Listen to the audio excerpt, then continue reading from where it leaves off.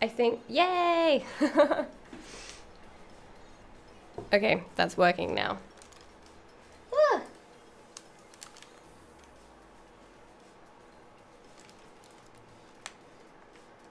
There we go. Hello everyone. I was like, oh my gosh.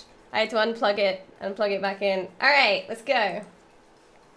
How's everybody doing today? Man, that was a bit of a scary thing. I thought that wasn't gonna work anymore and that my mic would be screwed and I'd have to use my terrible webcam one as a last resort, but everything seems good. How are you guys today? Ow. Ooh. Ooh. Elbow. Funny bone. That hurts. Hope everybody's had a good week and you have good plans for this weekend.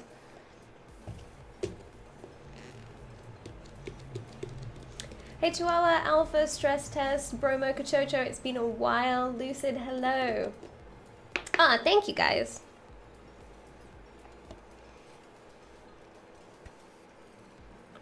So, we're going to keep working on the Splatoon gun today, but I'm trying to fight off the urge to just sculpt a character. And the reason I'm fighting off that urge is because Splatoon just announced a whole bunch of new characters, and they're all amazing, and I'm very excited about them. And for anybody who knows about the Splatoon 2 announcement, I'm sorry guys, I'm Team Pearl, so if you're not, don't fight me about it, because I totally will not give in. And all I want to do is sculpt Pearl right now, but I'm trying to hold back. I'm trying to hold back from that. Niku Senpai, hello, how you doing? It's been ages. I hope that you're doing well.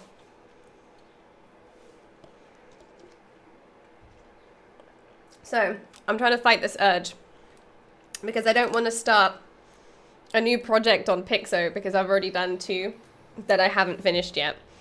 But I guess that's just how, like, art goes. Constantly you're starting new projects and changing them and, like, losing interest in doing new things, but I haven't sculpted for myself in a while, probably about a week since we last have been on the Pixologic channel, so I'm full of inspiration from this project.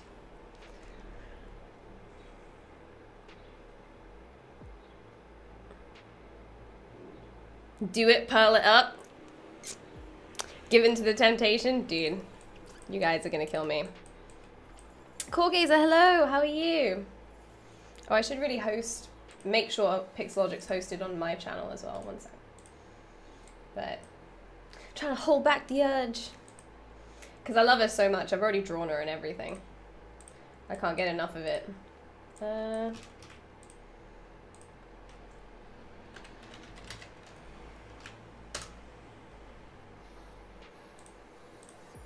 Okay.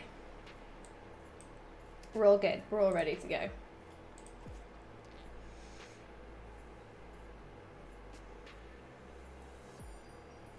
Gonna learn more Zbrush stuffs? Oh, you want to learn Zbrush? Nice! This might be... It's running a little bit slow, probably because I have, like, dynamic sub-div on a bunch of stuff, but...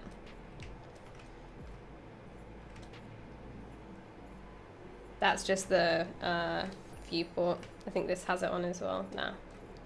That one's legit. So...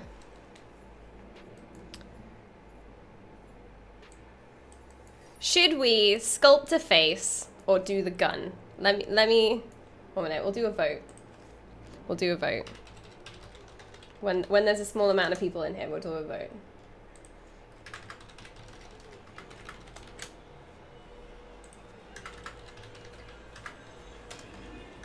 Because what I was going to do on the gun is we're going to work on the stock. And because it's quite a complex shape, what I was going to do was just kind of carve pieces out of it using live Booleans. So just get big blocks, big squares, and then we can just carve the shape out and then add this piece and stuff on top of it. So that'll be quite fun. Normally I would just straight up model it, but I'm going to try and keep doing it like how we did this handle here. which we just made out of some cubes and we just sculpted it out. So I'm hoping we can do the stock the same way. Create poll. Are you going to do feedback at all today? I can. If you want feedback, please post it in the chat. I'm not going to be able to do feedback for everyone. I really do love doing feedback for you guys. It's really fun. What am I going to do actually? I'm going to turn off these charms. Oh yeah, and we did this last week as well. This little guy is my favorite thing ever. Look at him. I've left him in here. I'm going to turn him into a keychain. Oh, I wanted to make another keychain actually because I wanted to add Pearl to the gun in some kind of way. So I'm going to make her little zipper. So I want to make her zipper and stick it on the gun somewhere. But yeah, this I'm going to turn into a keychain. Even though it was our speed sculpt last week. And then we've got this little guy who's also a keychain. And then we've got our little squid as well. So we've got a bunch of stuff that we can add to kind of hang off of it. But I wanted to add this in here too. So I'm just going to turn those off. But yeah, I have a whole bunch of fan art that I really love because she's amazing. So nobody fight me about it. You can have huge waifu wars forever. So many people. I actually, when I posted on Twitter saying that Pearl was my favorite, I got like 3 people private messaging me saying, nah, Marina's better. And I'm just like, yo, unfollow me.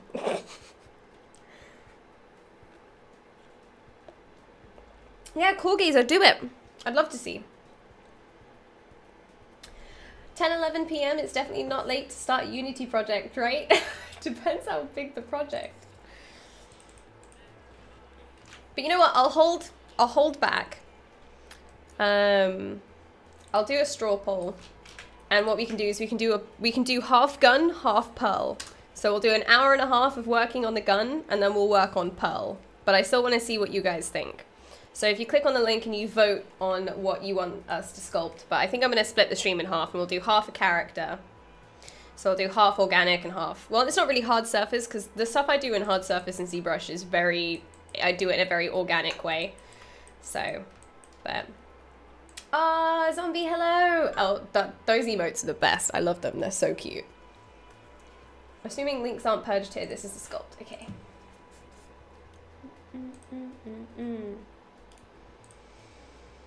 Oh, I have to download it.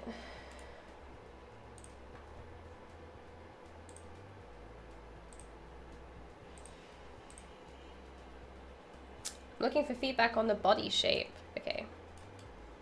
Put Pearl down here.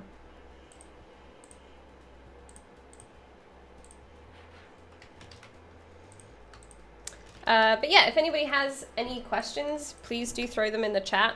I know that Niku mentioned that he wants to learn Zbrush, so if you have any questions about anything, just throw it out there.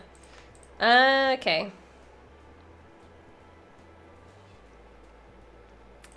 So, torso, chest area.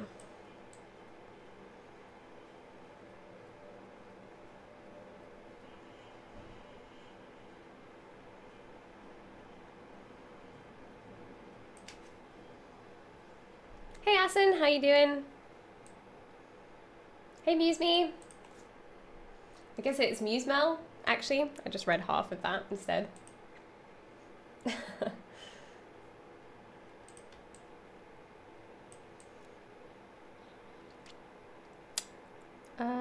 Okay.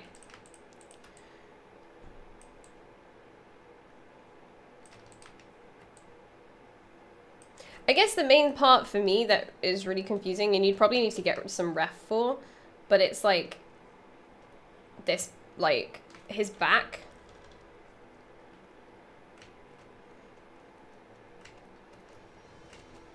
He just seems very, like, if I were to basically draw his torso shape from the top looking down, it looks very much like this. Even though it's quite wide on the side, it just feels like the ratio feels off to me. Like, I think it's mainly like his armpits for me.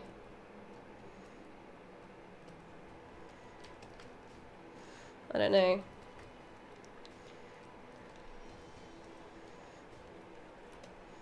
Like, he's very, very square, but he's quite top heavy. Even though, yeah, I don't know. I feel like he needs more of a waist to give him that appealing, like, V shape, even though he's quite broad. I think it's the obliques that freak me out a little bit. They're a little bit too overdone, maybe. And by obliques, I mean, like, this part. But... And then his legs are probably way too wide. I'd probably bring those down quite a lot, actually.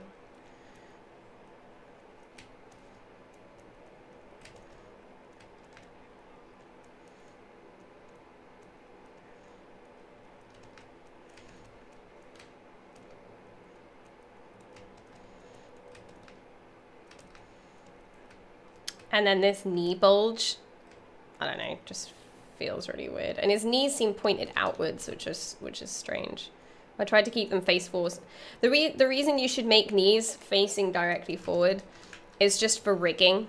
So if you were to rig this character, if they're facing outward, you're just creating more work for the animator to try and correct that when they walk. Otherwise, they're going to walk with, like, their legs kind of, like, sticking outward and kind of waddling. But yeah, I'll probably fix that. And then the calf muscles need some more definition. They're quite round. You want to square them off a little bit. And the back of your ankle lines up with the back of your calf. So yeah, there's just a couple of things. But I think overall it's looking good. Bubble butt going on. I think it's just about referencing it.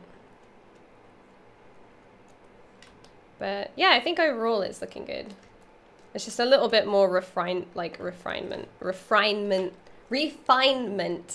blah, blah. My English needs it as well. To kind of like bring it all in a bit more and help tune it up. But yeah, I think mainly the obliques are like his whole pelvis is way too wide. Because when you think about it, women's shape, female shapes are kind of like a smaller rib cage and then like a larger hip, right? That's like your pelvis. So you end up with like this, this kind of shape, right? Like the hourglass shape. But with men, they have like a larger rib cage and a smaller pelvis. So they end up having like this kind of triangular shape. And even with muscle, you can't pack on so much muscle that they look like this. Unless there's a lot of fat tissue going on. But because it looks like you're doing just pure muscle, you want to have like that appealing V shape. And then his obliques will kind of square him out about here where his hips are. But you don't just want to have like a straight up block. It's just not very appealing in terms of silhouette. So try to get that V shape in there. But I think it's looking cool. And I'm not like the best at knowing like perfect anatomy, but I'm good at knowing like shape and silhouette, so.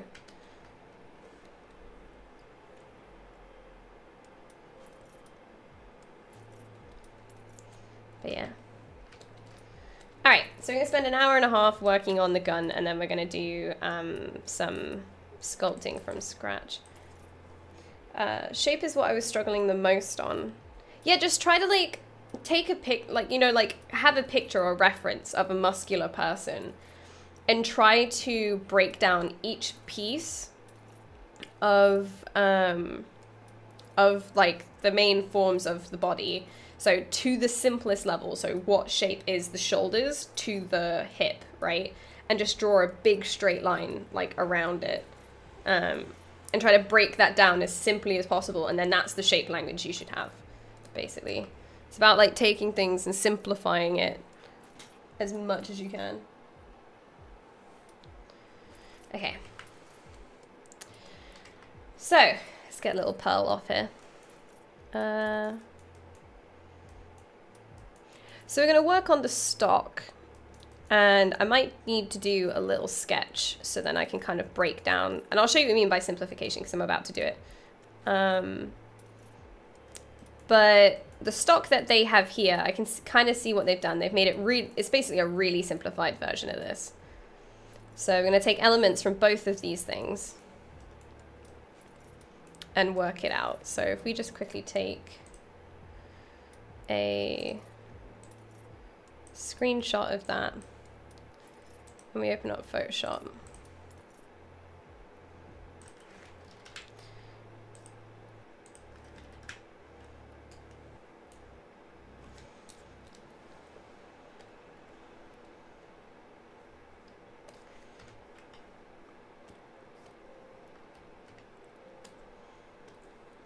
And if we were then to take, let's move this out of the way.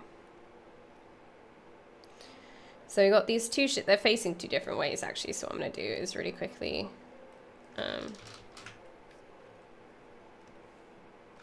just get them both facing the same way to make it easier.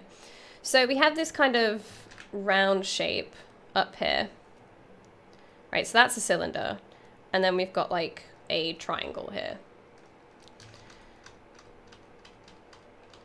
But then each edge, that's like a flat edge of the cylinder. So that's quite flat. So what we could do is build this out of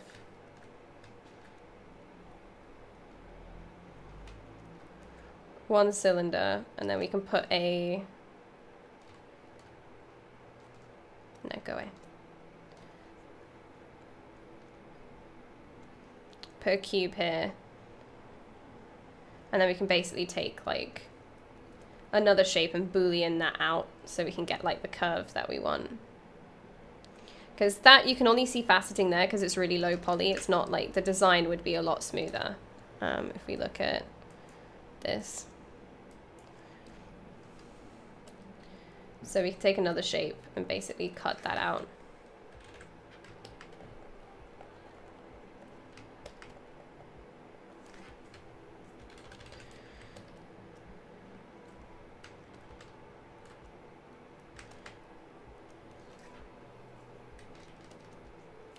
And then it's flat on the top.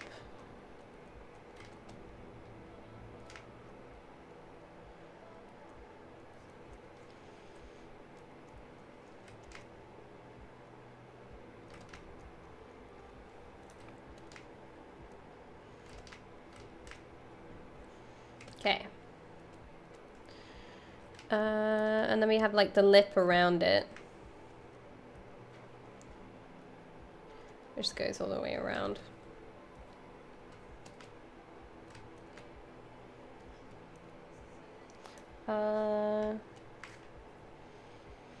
And then there's some elements we could probably take from this, because this is quite simple.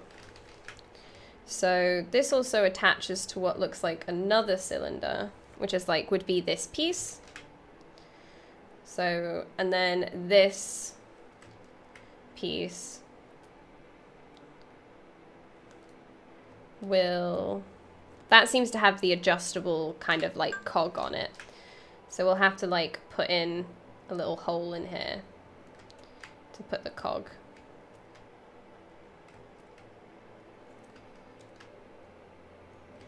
So that'll have to go in there. And then we can probably make this out of two different, we don't have to Boolean these two pieces together because the idea is that that piece then extends. So I'm just going to draw this part from the front so it kind of looks like this. And that's basically what we're after.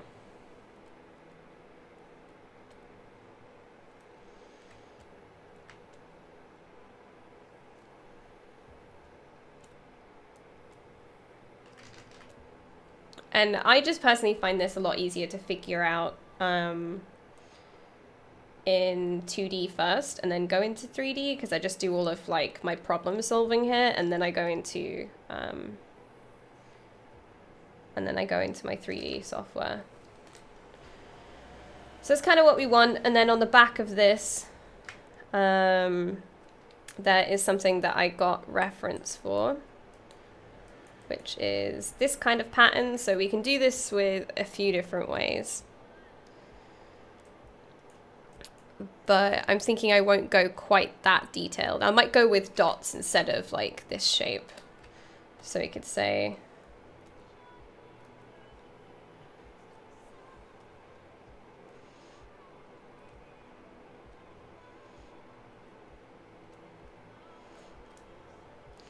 and then we could put like loads of dots on it instead, because it's just grip, that's all it is. So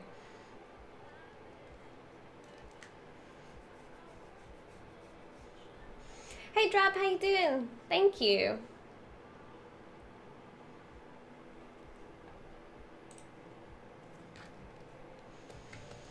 So yeah, we're just gonna add dots on the back of this. And then what does this have? So that has the grip on it. That's quite soft.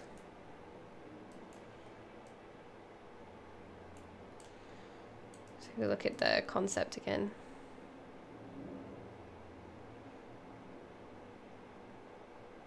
Ooh, actually, you know what we could do? Is that it looks like this other piece kind of goes in a bit.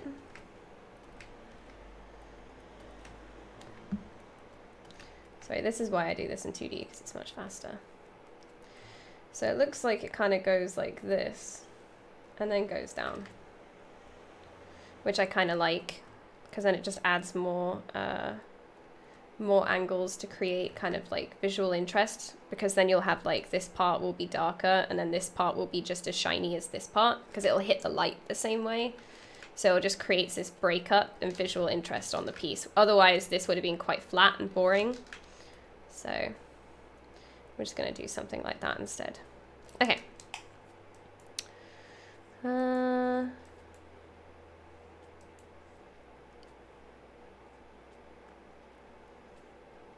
And then I do want to redo this piece, because I did it, but I did it quite chunky, so I want to do it a bit thinner. Otherwise the thickness of everything ends up being the same, and then it looks kind of boring. So I'm just going to select this whole thing. I'm going to paste it in.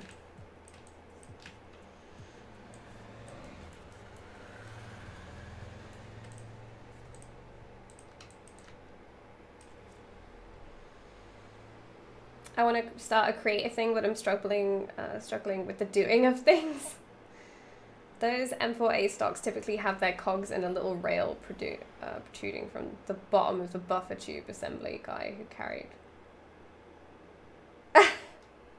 You'd have to get a picture for me hands-on, because I don't know that much about guns, but I just go by the concept. And because the concept's put it here, I imagine that that's two separate pieces. So if we open this up again. So imagine that being like a piece like this that has two things kind of sticking out of it, which then goes into this, and then that's the part that adjusts. And that's how I imagine it in a way. Because I'm looking at this reference, they've put it, where is it? They've put it here, but then I imagine it being here because of the way that they've done the concept here.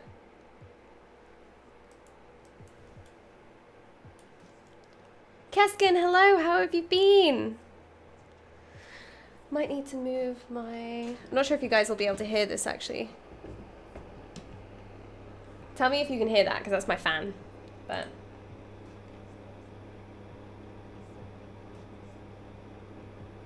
See, good picture? I don't know what it means. I'm gonna stick it in here, but... oops, no! Now there's images behind that. I'll just have to make this a bit smaller then. Move some stuff in. Japan was great? Oh man, I'm so happy.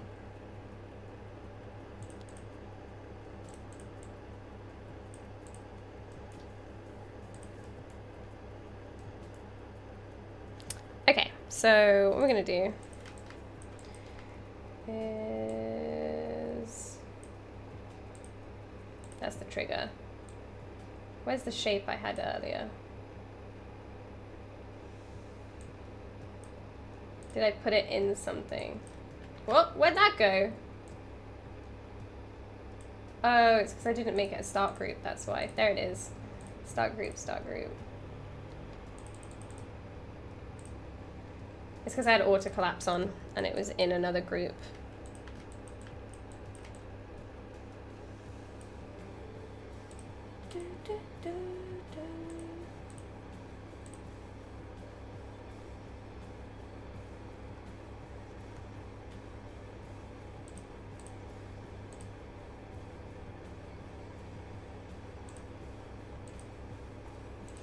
This is Zbrush Bagger, and you can get a trial to it down in the description.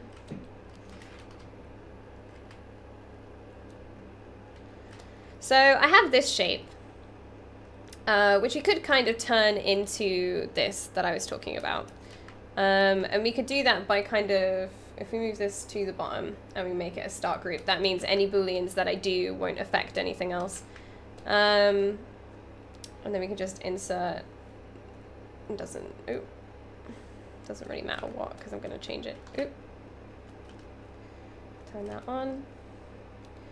I'm going to initialize Q cube and bring this out here. So I'm going to mirror and weld it, turn on the symmetry. Hey Cry, how you doing today? Oh. I'm just going to make a shape. So let's do the side first. If we turn on live Boolean and then make this a subtractive shape, you can just turn on the poly group if you want to see the shape.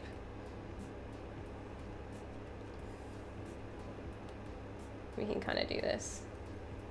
Turn it off. So yeah, you can kind of get this kind of thing going. So we can do this.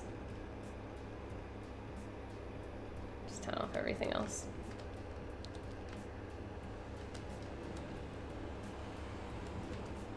And then we can still edit this shape. So if I say that I want to delete this edge loop, so then we can get like the diagonal. I'm gonna grab this one.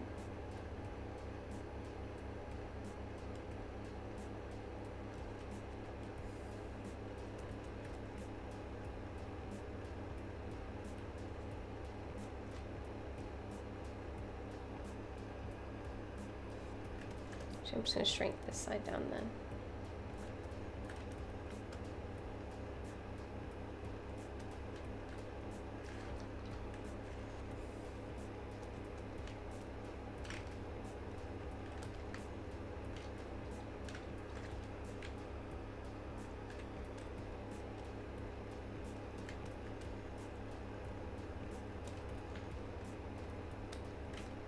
Oh, okay, not that way.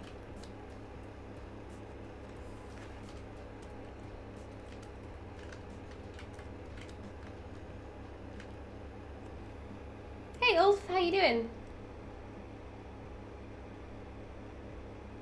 I'm really digging the idea of combining that standard 6-position lever stock with the fancy crank sniper stock. Seems good.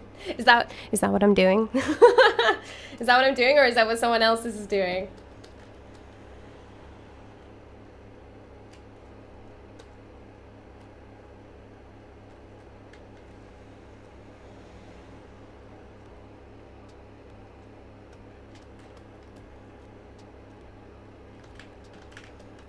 Ooh, I know what I can do. What am I doing?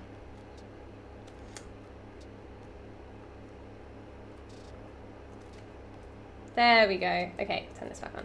There we go. I'm a goof. Okay. So, I'm going to move these out a little bit more.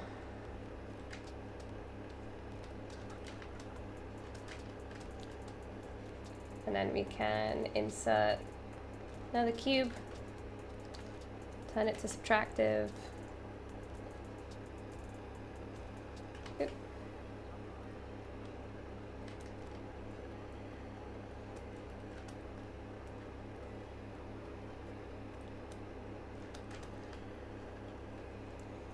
And then let's duplicate that.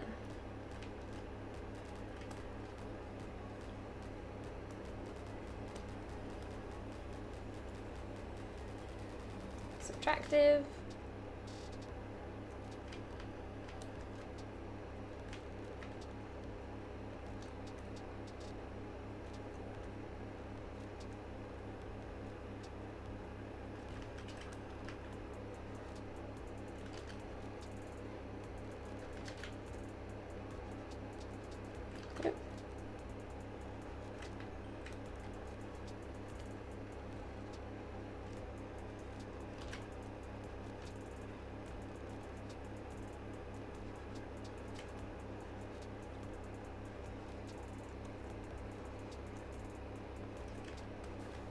So you have this kind of shape, but it just needs a bit of a tune-up to make sure that I'm getting all the right parts, but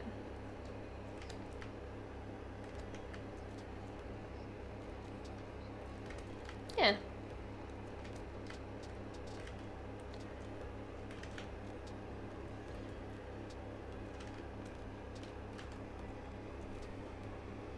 Had a nice sleep today without the workers starting drilling at 6:45 AM. Also managed to fix an error on Gully, which I'm very happy about. Oh man, that's awesome. What was the error? So, what I want to do is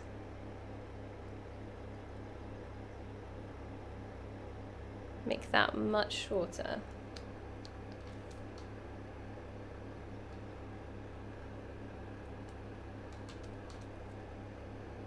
And then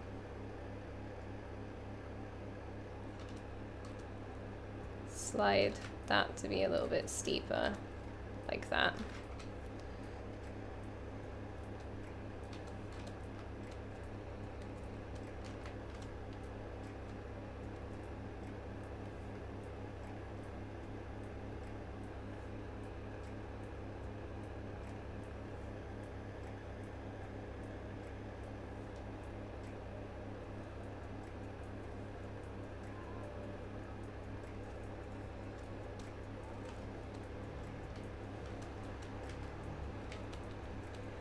Maybe something like that.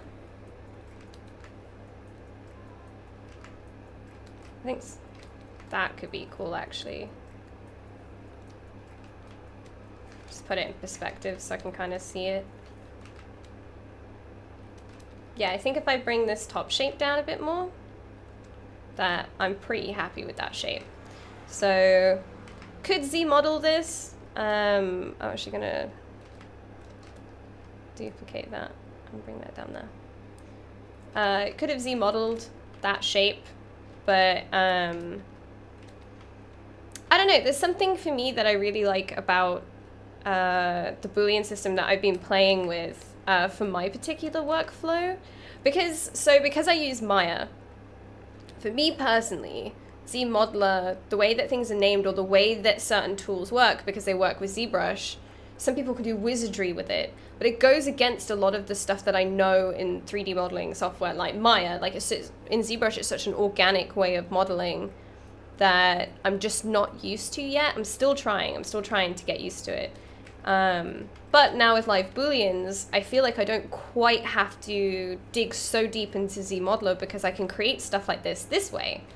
I can create basic shapes and carve into them to create something that looks kind of hard surface without Z-modeling them, which I think is pretty cool. So now we're going to create that cut, which actually I probably need to make this shape a bit longer to be able to do to get that angle. So I've made it match up with the front, but not the back really. So you could do that by kind of like grabbing this edge and bringing it down. Or just do this.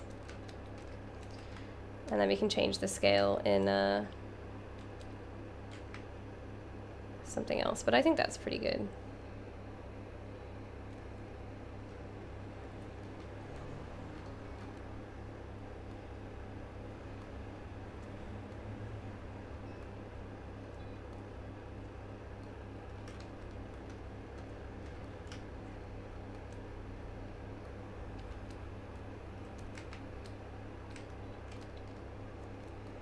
Learned a new way to do stretching on the arms and legs, which is a lot faster to set up and more stable. Oh man, that's cool. I like it when you find better ways of doing things that you've always done. You know? I might make this shape a little bit longer. I'm just going to turn off live Boolean for a second and then turn these off. So you can kind of see the mess that I've made bringing this in. So I'm just going to scale this up a little bit. And then turn these all back on. Live Boolean that.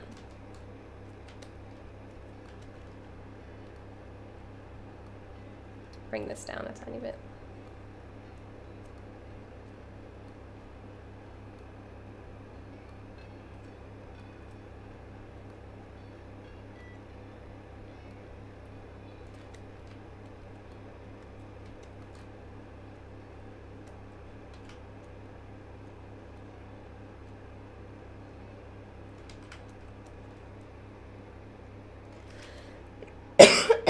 Excuse me.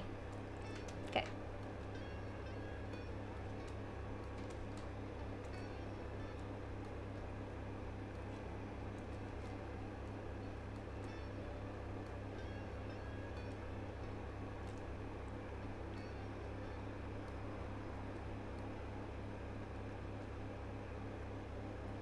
There's probably like an exact science to what this angle should be. Okay. So let's grab another shape.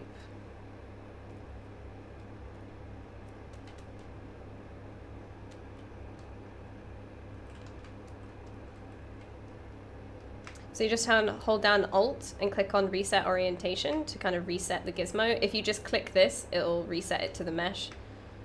So I'm just going to bring that up a little bit. Hey Pacer, how you doing? Hey Josh, how are you? It sort of seemed that that's where you're going a while talking about the two separate pieces. Nice! I don't know the terminology, but I'm glad that you think it looks cool. Hands on. I'm pretty happy that you think it looks cool.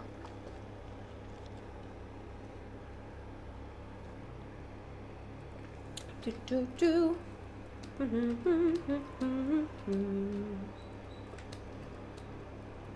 And I've got a little bit of summon going on over here. So I'm just going to go down here.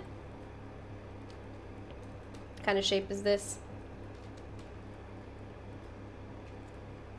I'm gonna insert just another cube. Cubes for days. And just plop that right there. Might have to do it on that side as well. Turn it to subtractive. That looks good to me. Gonna duplicate it and do it again. Turn it to subtractive.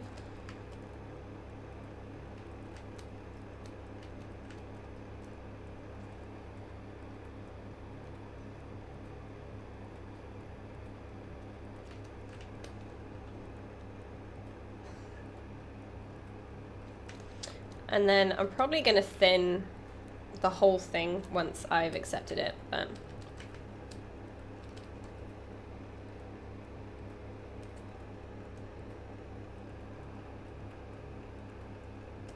I think that looks pretty good. It's quite an interesting shape. And then I'm going to DynaMesh it and then polish the whole thing to kind of smooth it off a bit.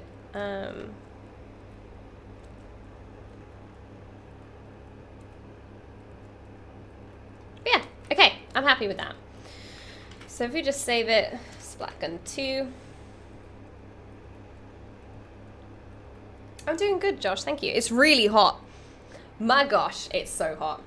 Toby, hello. It was like, I think 32 degrees yesterday at like 7 p.m.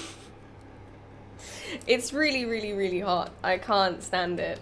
I can't wash my hair very often because of the color, but I just like need to shower every day. So I need like a shower cap or something. But yeah, it's just like, Need to shower every day, all day, because it's so hot. So we're just gonna go to make Boolean mesh. And then it's gonna put it here. And this is our new mesh, and we can check the geometry. So basically it accepts the geo from both objects. So it accepts it from the Booleans, it keeps the geometry from the Booleans, and it keeps the geometry from the piece that I had. But because I wasn't very clean about the pieces, it looks a bit weird. That's why you have pieces like this, and it's trying to join all the geo like that. So it looks quite messy, but we're gonna DynaMesh it. So all of that is gonna be for naught. And we're just gonna go to this one. We're gonna save it after the Booleans. There's another version. I like to save many versions. Some people don't, but I like to save a lot of versions just in case I want to, like, I've decided that I didn't want to do something a certain way and I can't just undo it. I have to go back. So sometimes I accidentally delete subtools. So it's really good to keep lots of versions in case I need to get that subtool back and I can just export it back out. That's really helpful. So I highly suggest having many subtools for stuff. I'm just going to insert anything in here, make a new start group. And then we're going to append this U mesh to this. So I'm just going to delete that.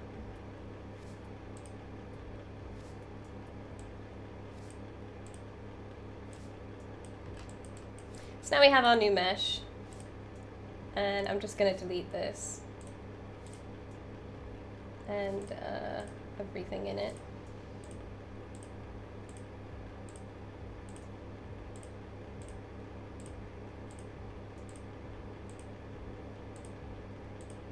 Okay, so now we have our new stock. We need to create a piece on the outside, like, which I'm going to do just by extracting and then panel looping it.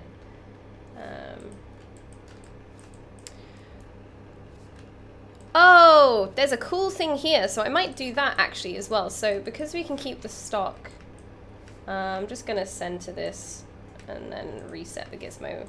I'm just going to make this a little bit longer. So I might actually Boolean out a curve here, because what I really like is this.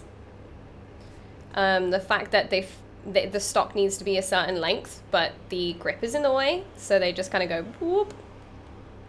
So I like that. I'm going to steal that.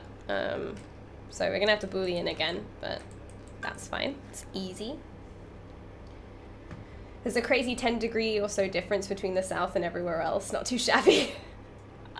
It's also because it's London, so London just like is buildings, and all the buildings just keep everything in. Hey Ginzel, how you doing? It was 43 here where I live. Oh, that's painful. So this is a start group. We're just going to insert a cylinder in here. Make sure symmetry's on. Hold down Shift to do snap rotation. Rotate it that way. I'm just going to scale it down. I'm going to turn on transparency so I can kind of match it up with the curve from this. I don't want it to be completely matching, but we want to get it close enough so it kind of makes sense.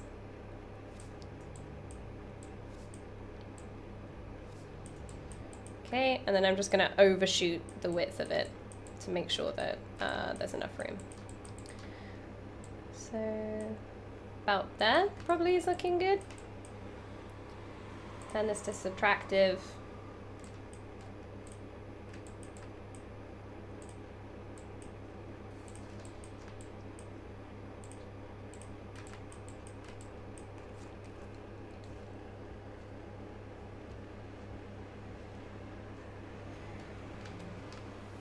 And the stock is kind of rotated on this, but it's not on their version.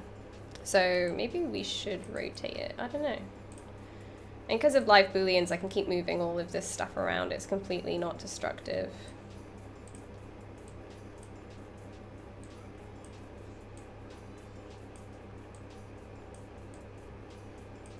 Just changing the shape of the cylinder a little bit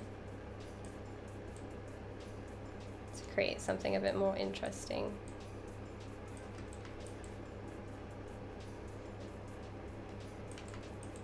Oh, there's a little bit of something going on there. It's probably either Z fighting with Geo that's on the inside, but we can check it out in a second.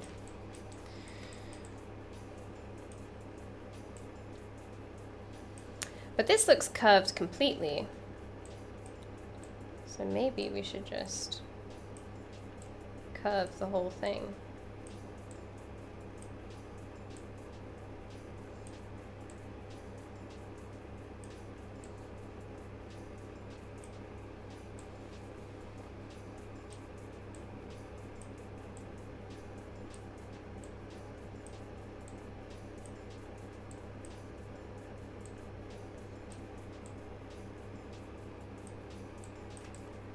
What do you guys think? Should I curve it or should we keep it straight?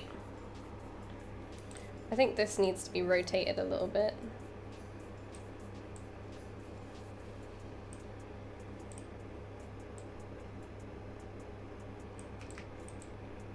I think the curve looks pretty cool. And then I'm just going to dynamically subdivide this so then it looks nice and smooth. Come to New Zealand, it's 12 degrees here. Mean! Curve it? Curved? Yeah, okay, we'll go curved. I think curved is the way to go. Alright. Curved is okay for this gun? Okay. We'll go curved, because then we can avoid this shape. And then we can mess with this a little bit so we can add more of a curve up here. But I might actually go in and delete some geo in here. So if we get Z modeler, I'm just going to turn off dynamic. And this just makes it smooth. It just less geo to work with, the better. Because then it's just much easier to move stuff around.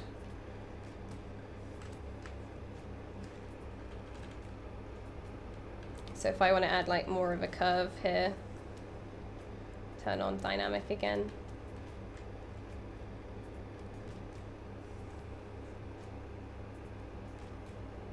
So you can like push and shove these shapes around a bit.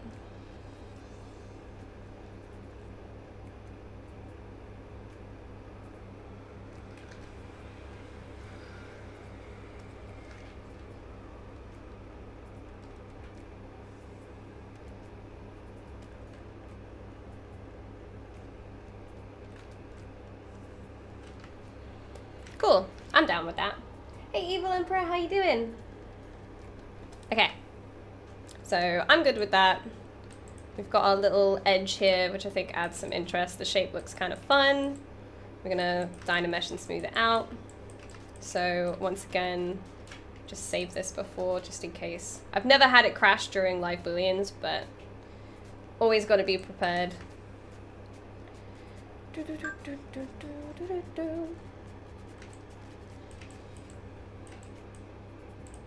Sweet, okay, make Boolean mesh.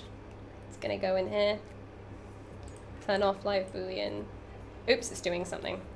I was like, it must be instant. Nah. Turn that off. Which one is it?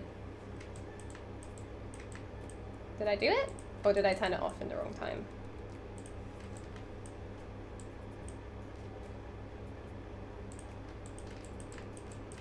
Okay, let's try again. Make Boolean mesh. I think it's that one, but because I had this visible, it got confused. So, you mesh, that's that one. Oh no, so, thing I forgot actually, if you want this to look nice and smooth, because it has dynamic subdivision on, you can do that either by applying it before you Boolean it, or click allow dynamic subdiv in your live Boolean. Otherwise, it's not going to do it.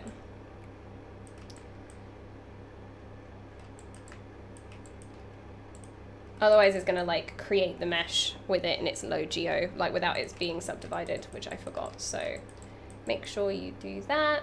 Make sure desubdiv is on. Make Boolean mesh again. So it's there now. So the difference between the two.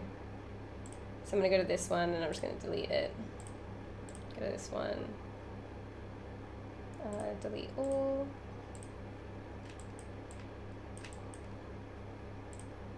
Just removing all these tools I don't need. Turn off live Boolean. Save.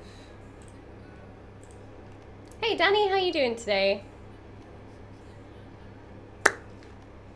I need to go get some water. My drink is gone.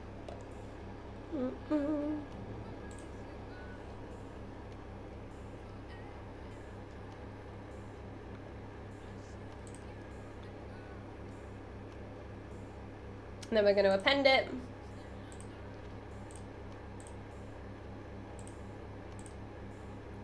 Delete these two, and then we have it. Boop. So I'm just going to shove this up here.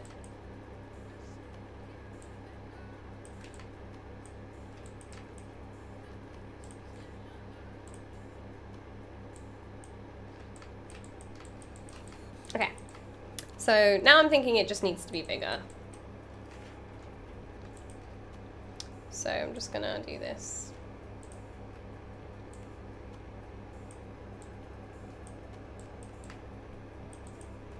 But maybe shorter, just to keep it cute. Nice day down south. It is really sunny. I have my fan on and the window open. It's like crazy sunny here. But yes, super nice day. I'm hoping it's nice next weekend because we want to go into London and I want to go to the aquarium. But we might not be going to the aquarium. But we're going to go somewhere. So I'm very excited. Plus, we're planning trips to go to Amsterdam in a few weeks. So I just want to go travel. When the sun is out, I don't know why. I'm never somebody who wants to go traveling. Never somebody who wants to go and do stuff and be outside. I'm like the typical hermit artist that stays inside and just does art all day and doesn't do anything else. But for once, I just want to go outside. I just want to go places. So London is super nice right now. And it's really hot, but it's windy, so it's quite nice. Okay, so we have this piece. And I'm going to save it real quick. Amsterdam is beautiful. I have heard. I've never been. I want to go. But you have to pay to go anywhere, pretty much. Like, there's like these parks and everything that are really, really nice. And I want to go to the parks, and it costs money to go into the park. And I was like, what? But it makes sense if loads of people are always going, right? Okay. So the resolution, normally I've been setting to about 1000, just because of the scale of the object. I think it's quite big. So if we break the stream and DynaMesh this, we'll see how it goes. So the stream might cut out. It's just because OBS doesn't like when you DynaMesh stuff. That's all. Bam. That might be a little bit too high, but...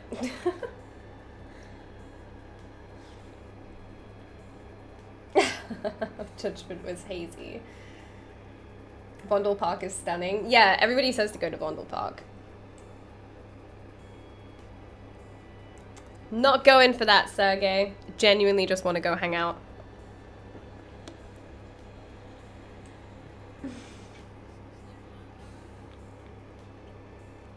Break all the things. It didn't break the stream, we're fine. When I start seeing fire and baskets in the chat, then I know I broke it.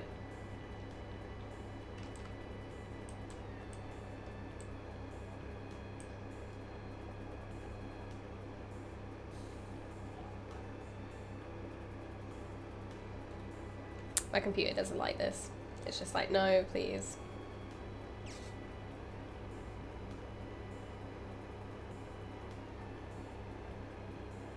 Stream is fine, hopefully. But it's just because I'm polishing so much Geo, it doesn't know what to do. So I think I'm going to make the resolution a lot lower, probably like 800, 600 or something. So let's do it again. Let's do it at about, let's try 700. DynaMesh it again. So it's a bit lower. And it's not too crazy. Oh, we could go even lower. Okay. It might be 400. Let's go. Let's do this.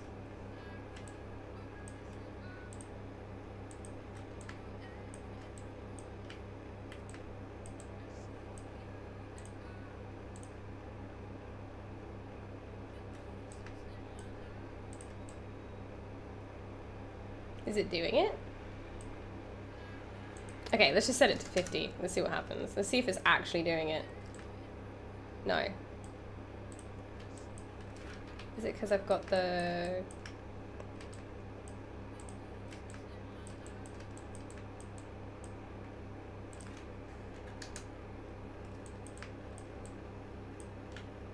Sometimes that shortcut doesn't work.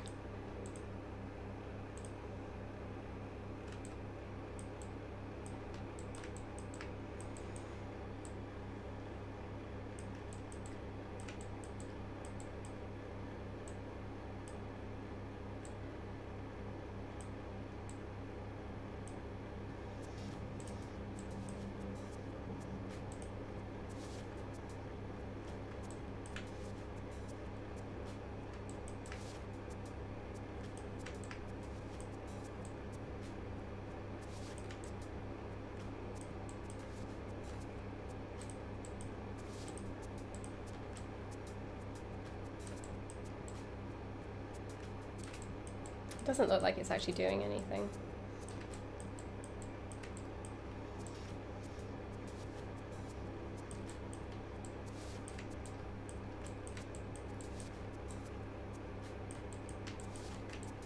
It's so hot in here. And having a computer in here doesn't help. Are you okay down there? Yeah.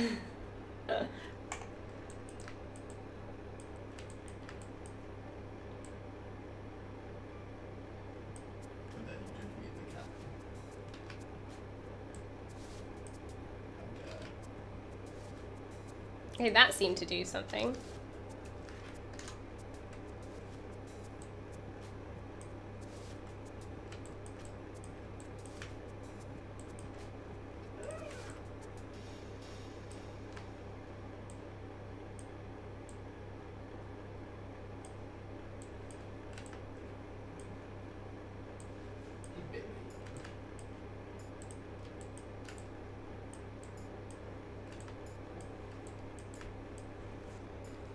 It's 40 degrees here and I'll be using my PC as a fan. How? I should have like water cooling. Oop. Okay. Let's polish it a bit.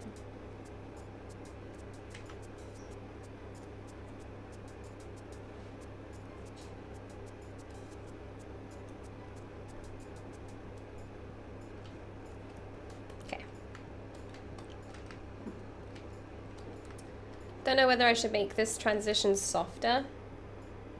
So what I can do is move this out the way.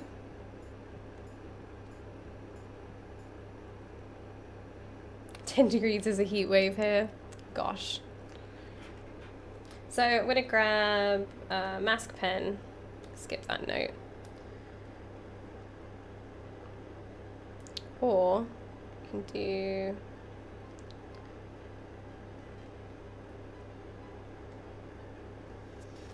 We'll do curve.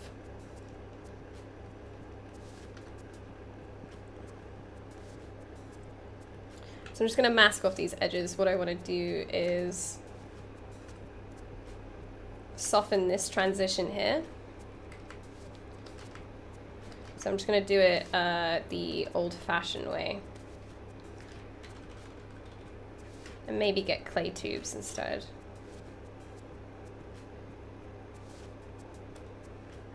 With the intensity really low.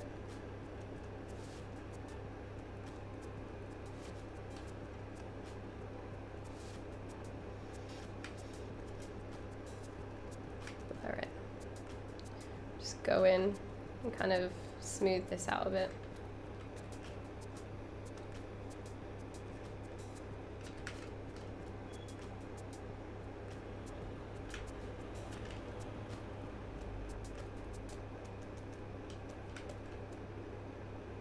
I'm allergic to sweat. Is that for real, or is that just so then you don't have to exercise?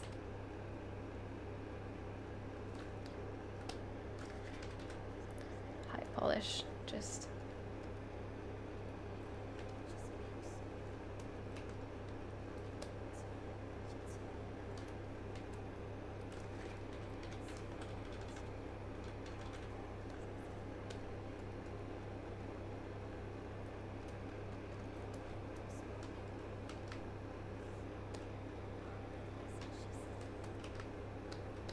Ah, symmetry's not on. Okay, it's fine.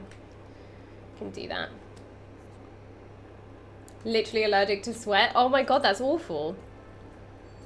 Why do human bodies do that to us? That's so silly. It's looking a bit lumpy because of the geo in the DynaMesh. So I'm just going to smooth it.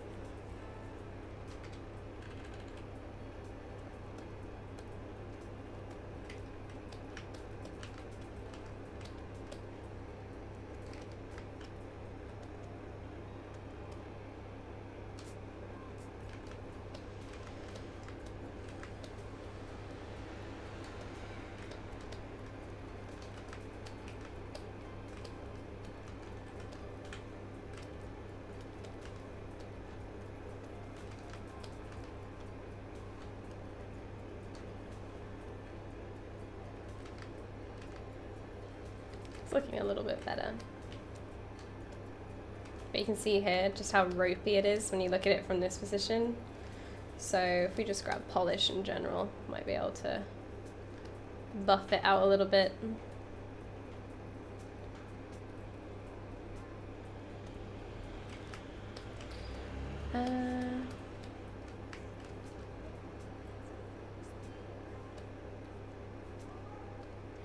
Mirror and weld, and then symmetry. Make this 300.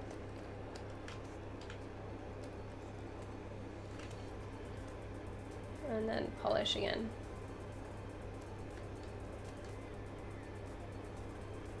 Just gonna polish by features a little bit.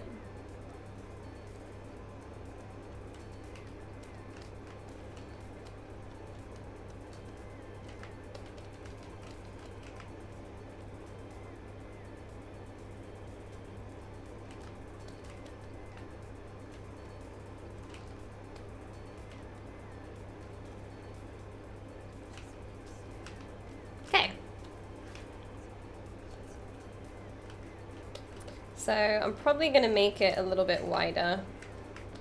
Just doesn't quite feel right. Maybe only this part?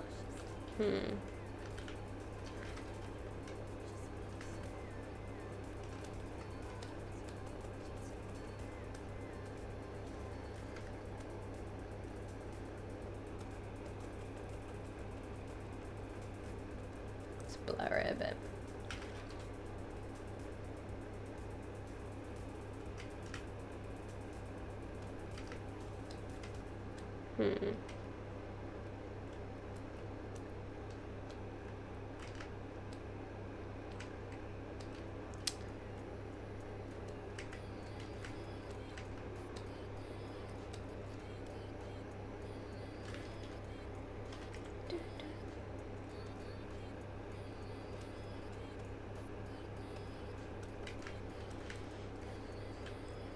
Now, I'm not going to care too much about this side, because I'm going to create like an edge around it, so.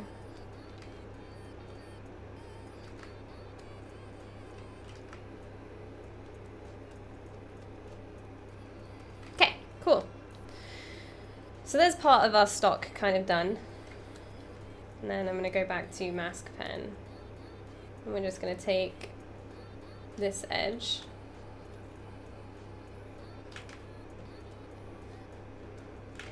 blur it a little bit, and then I'm going to extract that. So save it first before extracting.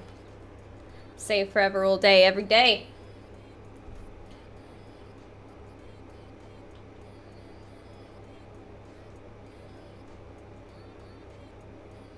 Splatoon 2 looks fun, by the way. Oh, I'm so excited.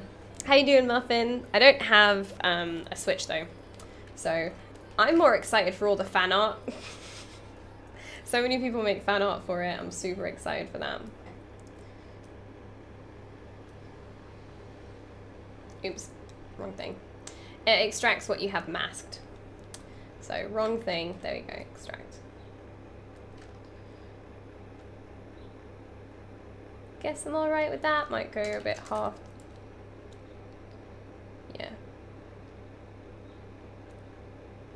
Accept that.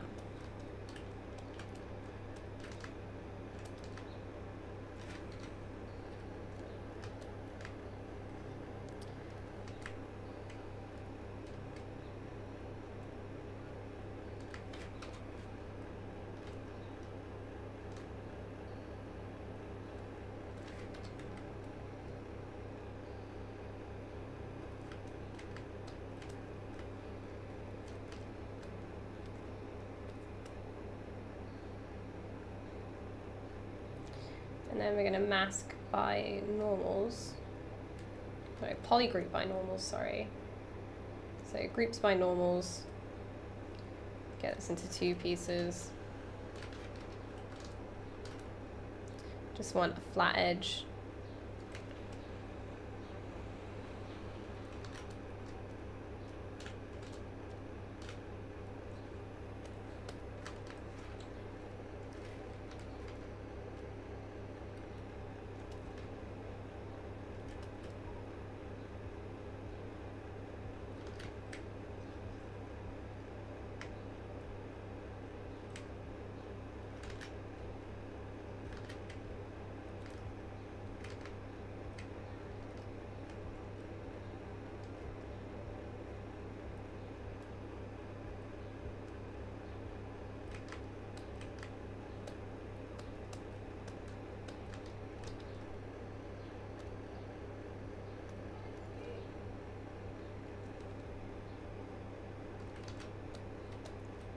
Oh, did I rotate it somehow?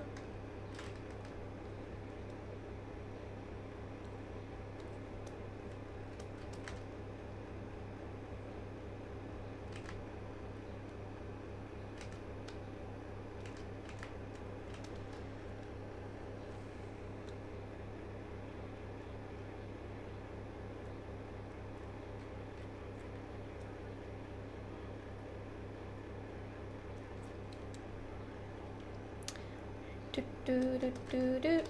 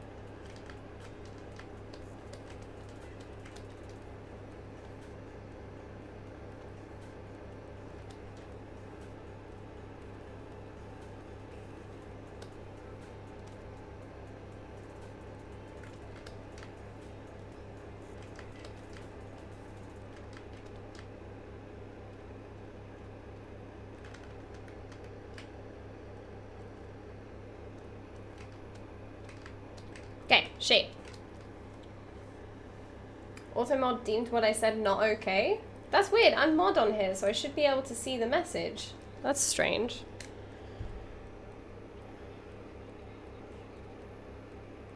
I'm okay with the cold, maybe because I was born in winter, but I can't stand the hot if I'm not close to a beach or something.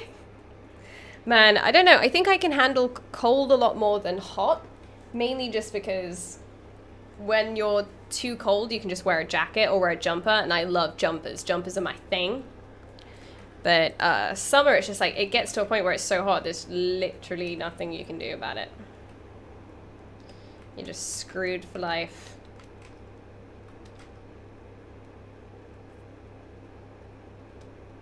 Well, maybe I do want a bit of a...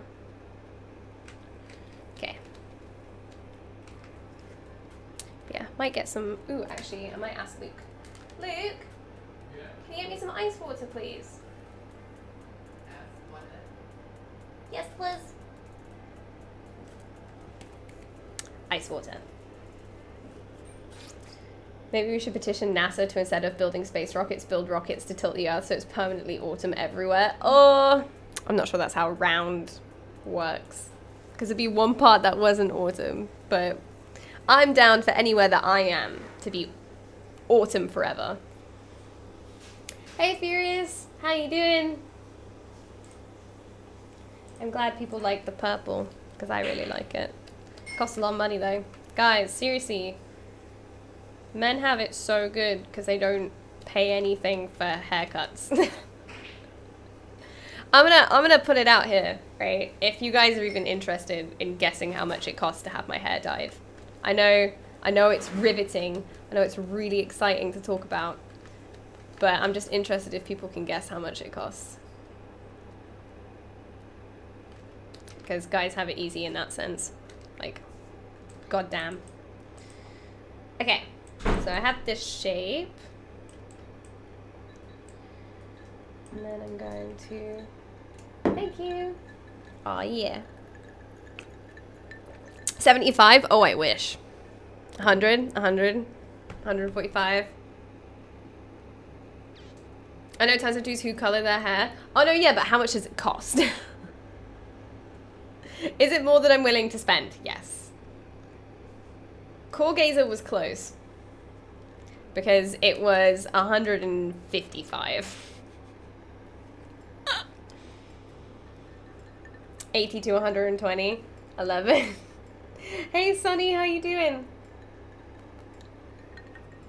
155. 5 hours.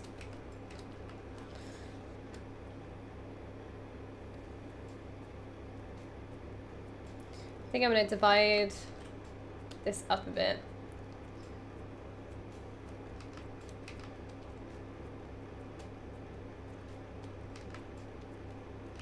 So then I have the geo that the panel loops won't smooth too much, but worth it. Yeah, 155. And the only reason I'm adding more geo is because panel loops, when it smooths it smooths it out depending on the geo that's here. So actually I'm gonna go in and delete some of these though, just to keep that more of a curve.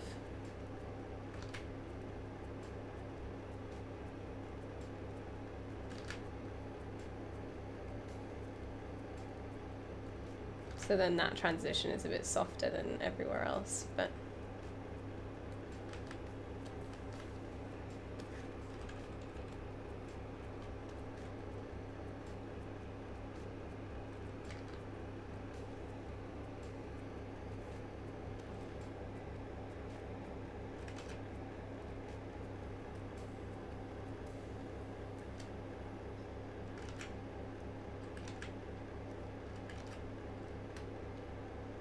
oh, insert. God damn it.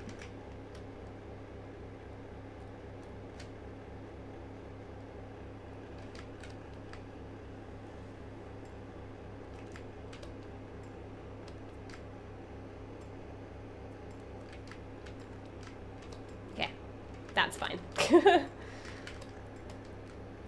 Probably gonna have to go in and delete some stuff in here too, but it's fine.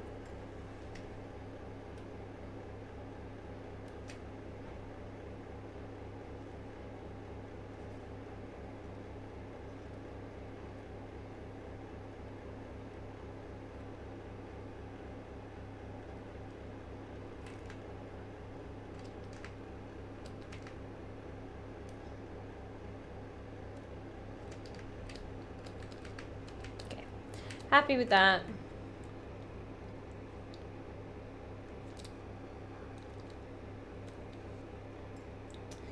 Panel loops. Let's leave it at 1 right now. Polish quite low. And then let's make the thickness about 0.3. Too much. 1.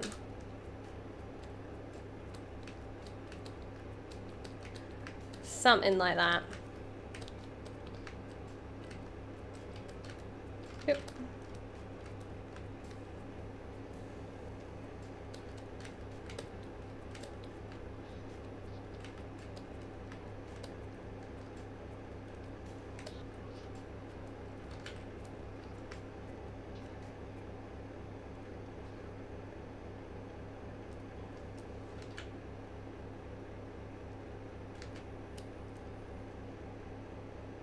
Get out of here, you.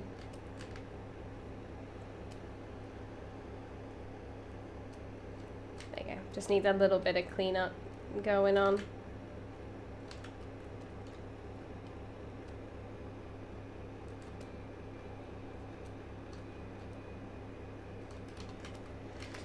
A little bit of funny business happening.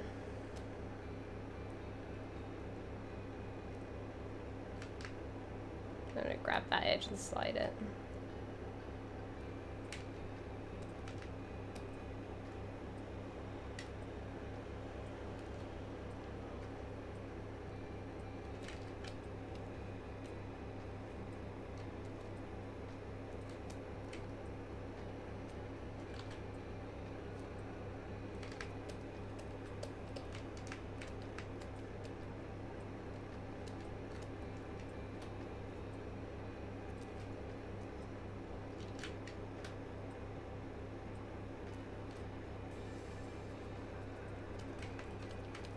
I won't do it because it won't make it a quad. Okay, different way. So I'm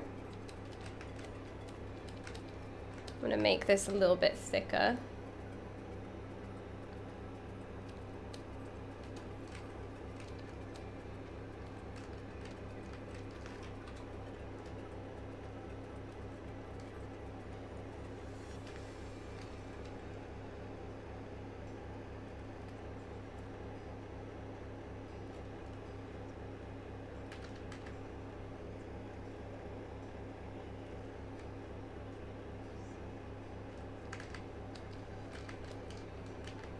And then crease it and then subdiv, so we can dynamically subdivide that.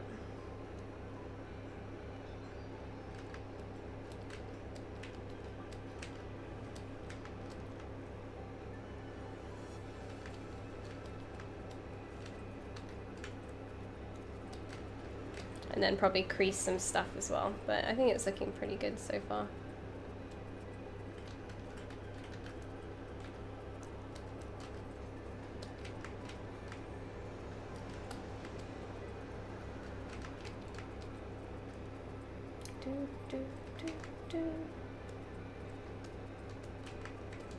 So I do need to make this a little bit bigger overall, and then kind of do this, and that's become like the back of the stock basically.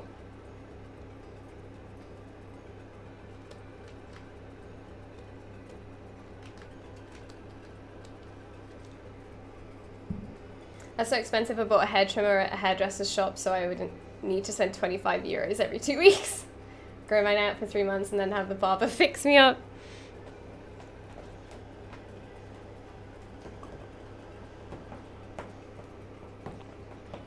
My topo's going nuts. Yeah, sometimes it does, but it's quite easy to clean up. What's your favorite feature in 4R8? Ooh, I guess my favorite stuff isn't particularly a feature. What are you doing? What are you doing in here? What do you want? He wants to drink out of my cup, but he's not allowed. He wants this. I guess my... trying to think what my favorite feature is. the new stuff for the insert mesh brushes, where you can flick, Dorian, where you can kind of like flick between which insert mesh you're using is really cool. But I guess the stuff that I really like is all, it's all like quality of life stuff that they've done, right? Just trying to drink out of my cup. So stuff like if I turn off this subtool, it doesn't turn off all the others. The gizmo's probably my favorite, actually, to be honest. Live Booleans are really cool. I don't use them very often. VDMs are really cool. I don't use them very often. And that's mainly just because VDMs depend on topology.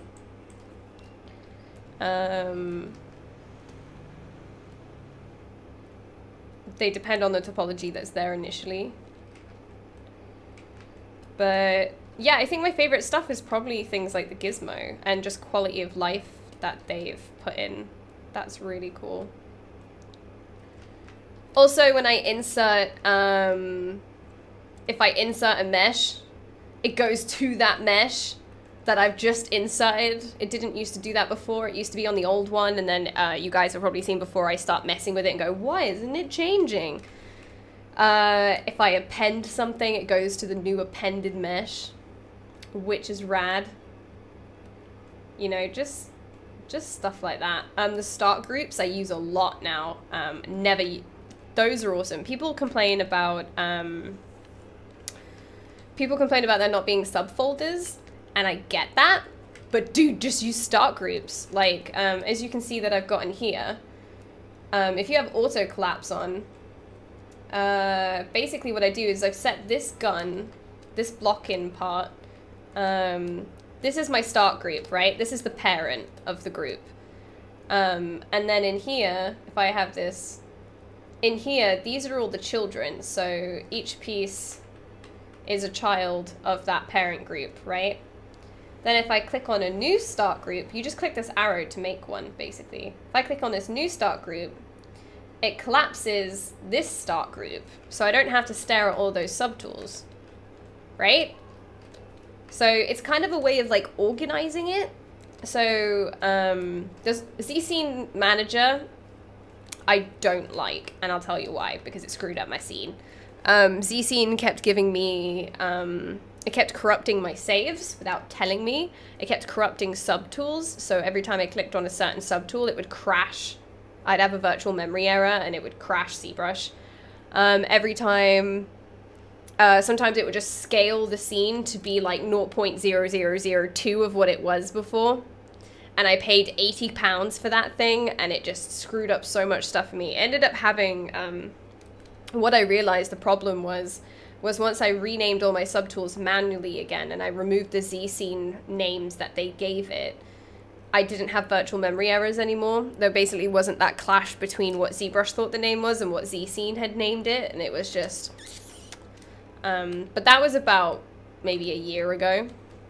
But I don't think I'm ever going to try and trust that again. It's not worth the hassle, that the pain that I went through when I found out that it rescaled everything. And then the pain I went through finding out that my subtools were corrupted, and I lost like 3 days of work. But I've heard other people that have had those issues.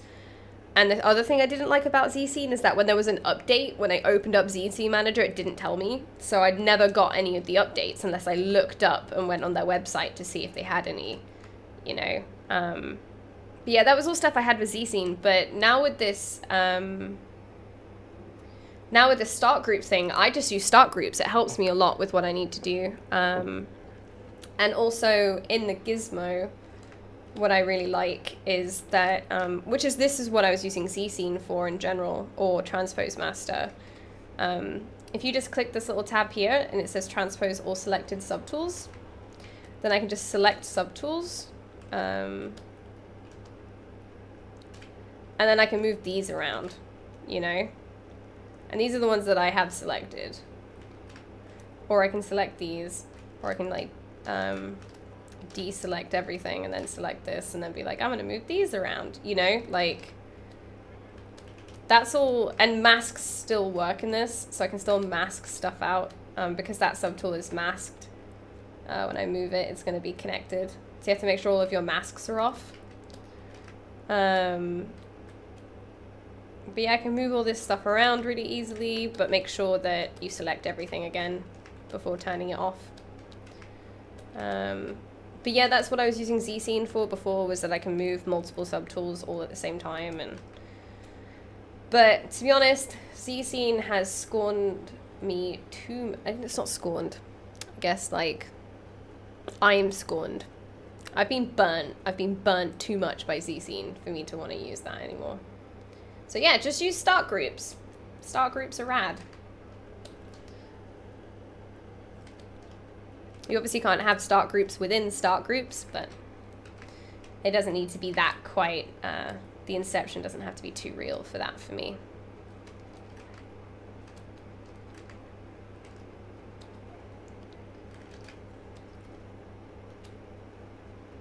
It's a little bit of a nick there. So I'm just gonna delete that edge. If I can't seem to get accurate enough with my pen.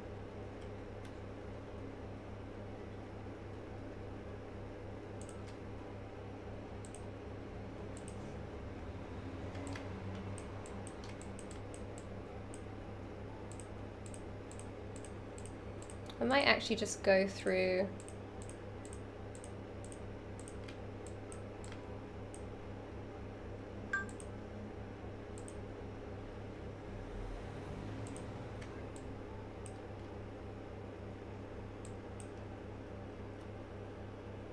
and reduce the geo again and then DynaMesh it. I'm constantly changing the way that I want to do stuff as I work on things.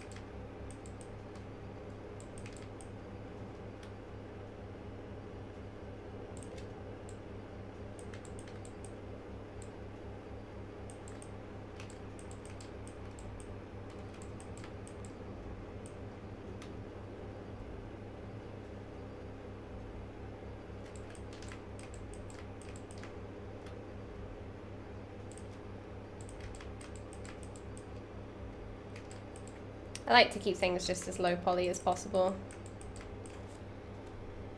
Yes, things like that. Yeah, I guess my favorite things about R8 are just all the little things, right? All the little things that they've done that's quality of life, and it feels like, I don't know, it feels like they've listened. Like they've listened to all the little things,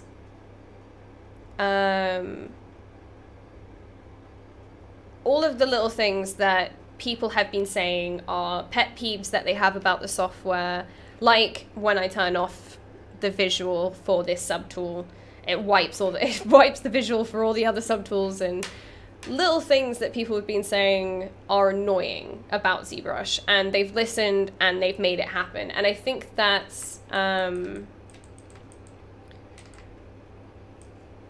they've listened and they changed it, and they've made little things like that different. And those things weren't in the announcement. They didn't say in the announcement that they had changed that stuff. So when you opened up Zbrush and you got 4R8 and you realized that this quality of life stuff was in here, you were just like, oh my god, what? So for me, that was just such a nice surprise when I opened it up and I got like all of these juicy little things that I didn't realize were going to happen.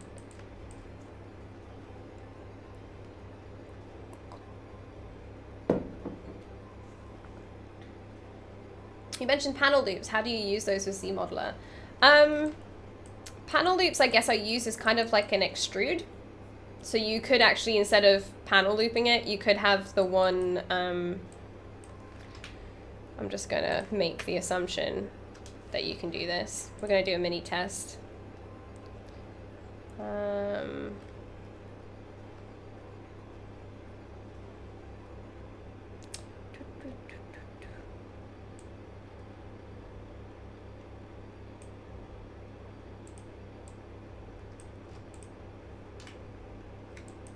I'm gonna duplicate this first, actually. Yep. That I wish would go away, but that's always really annoying for me. I wish there was a pop-up that said, "Are you sure?" when I did that. Just like, but that's just for me. So what I'm going to assume is that we can actually, I don't think, yeah, extrude, and then we can say front face or, so yeah, rather than using panel loops. That's actually made a better thing. You could just extrude it. So I'm just so, and then you'd have to cap that side though. I don't think it just will cap that.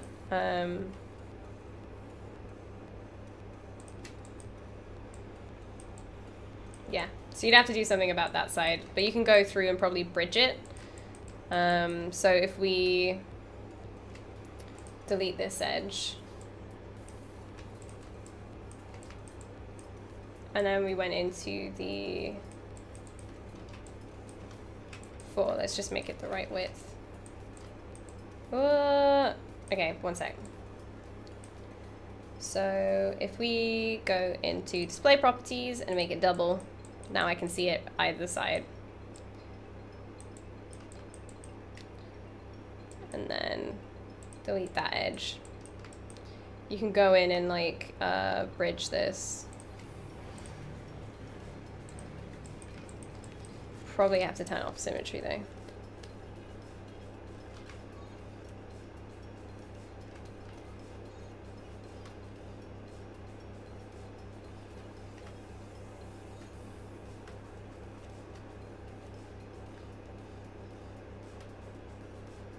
No.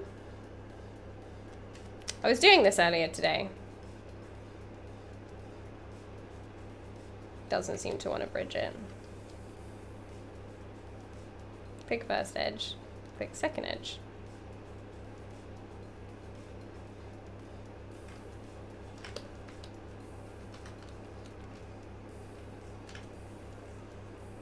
Oh, is it because it's inverted?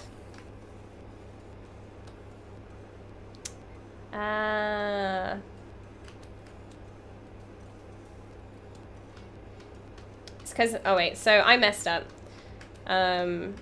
It's because I extruded the wrong side, that's why. So it was inverted, that was my problem. Normally, it's always user problem. It's never like, very rarely is it like the software stuff like that. So if we bridge it.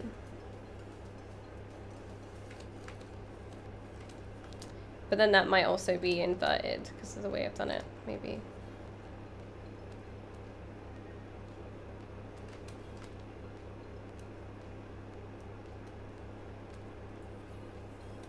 Yeah, I don't know.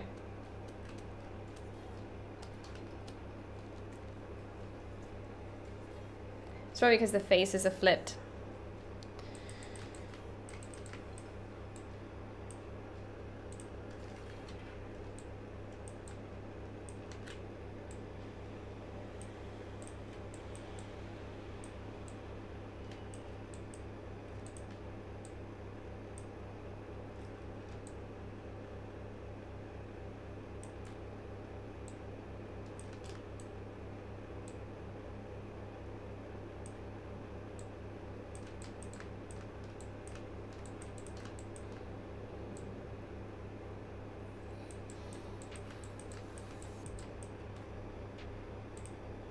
Try using Q-mesh instead of extruding. Yeah, probably, actually. That's very true.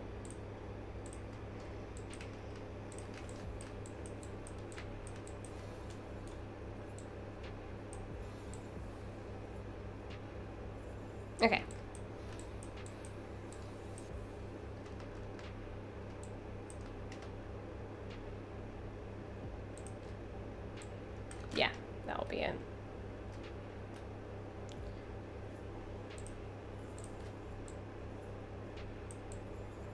No?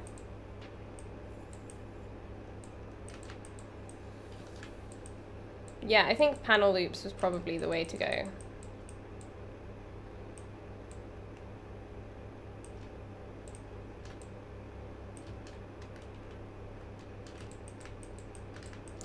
Why is 3ds Max giving you headaches?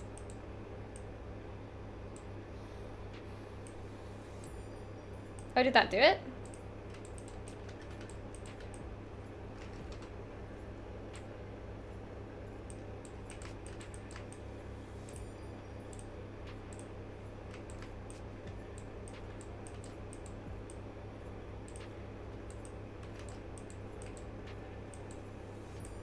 Yeah, there we go. So yeah, use QMesh. QMesh is the way. Okay, so yeah,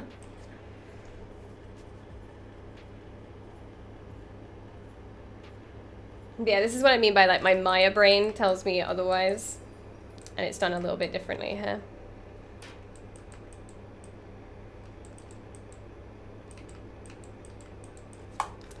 And then I'm gonna go in and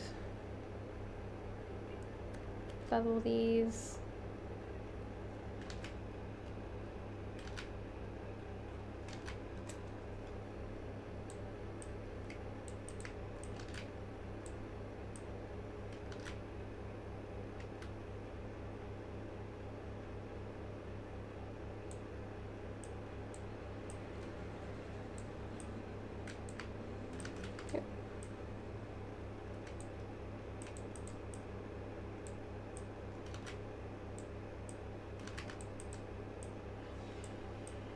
Why does it keep doing that? That's...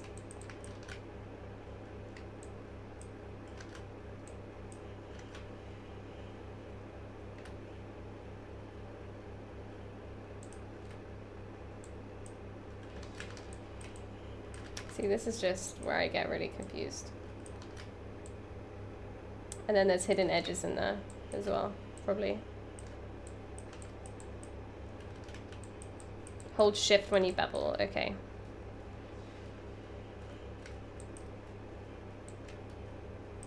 Thank you.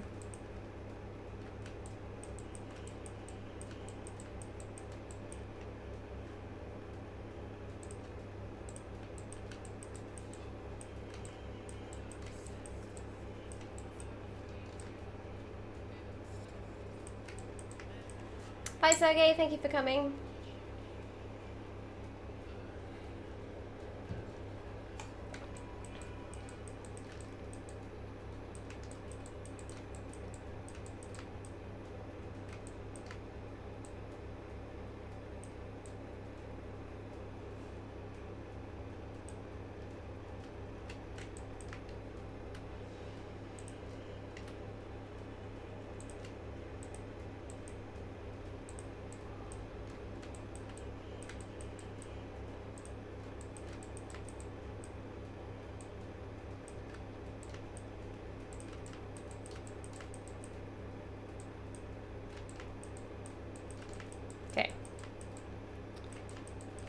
Going to probably apply that.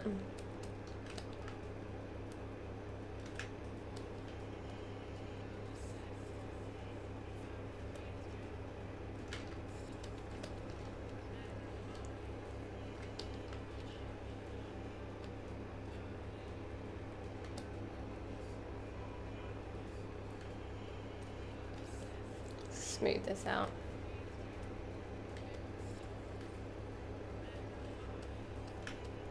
Symmetry's not on.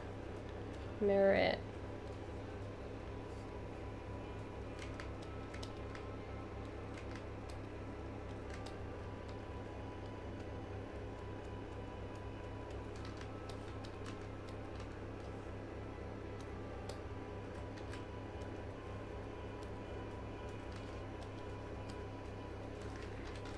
Smooth that out a little bit. Okay, and then I'm going to DynaMesh it and do something. So,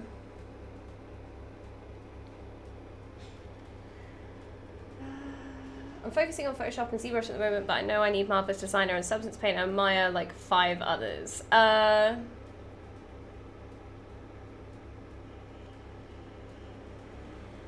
Your topo looks so clean like 3ds Max. I guess I make it like that because I model like that in Maya. I like to work as low as I can, I guess. And because of that, I like to keep things clean if I'm doing modeling. In Zbrush, you don't need to do it so much. So put this to 300 and DynaMesh it. I don't know why I keep it clean, just because it's easier to work with if it's lower poly, especially when you're working with shapes like this. Let's make it 400. And kind of smooth parts of it out. We're going to go polish by features. Not by features, sorry. Go back and just polish it up. Oop. There you go. Just soften some of the edges. But yeah, I like to keep things as low poly as possible, especially when it's shapes like this.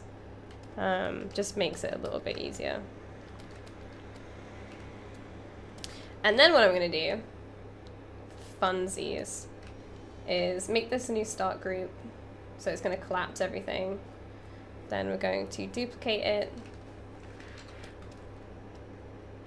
Make it a little bit smaller, stick it in.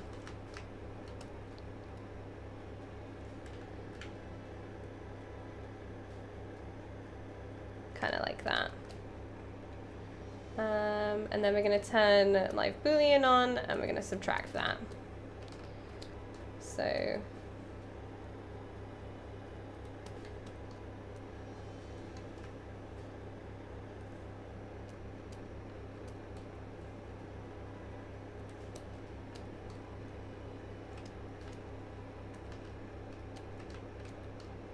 let's deflate it instead.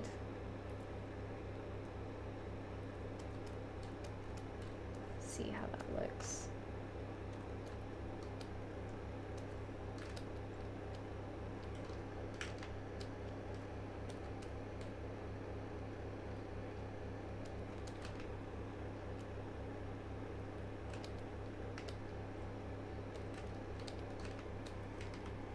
And I'm not sure if I should do this.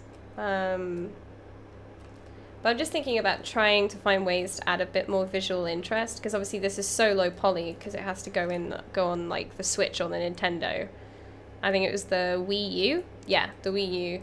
I'm just trying to think of ways to create interest. We could also do it like this, so it's a piece on top. I'm just trying to look at some of the references that I have.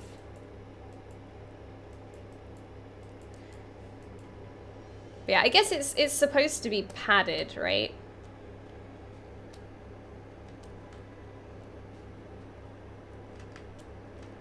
So I was thinking maybe we could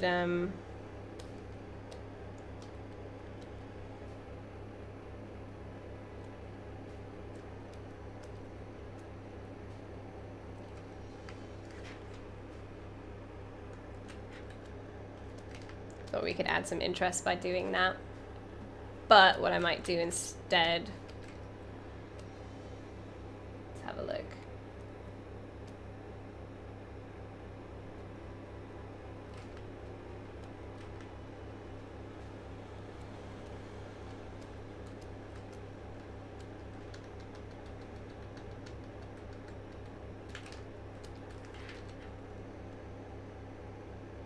Is maybe just sit it on top. We could just do this as well. But just trying to figure out what kind of design I want to go for.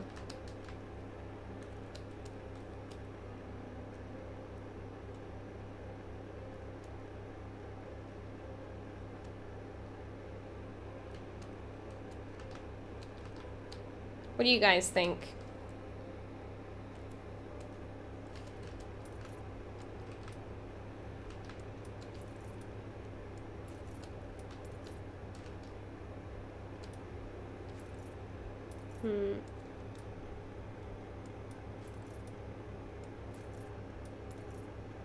Okay, change of plan. Not gonna do that.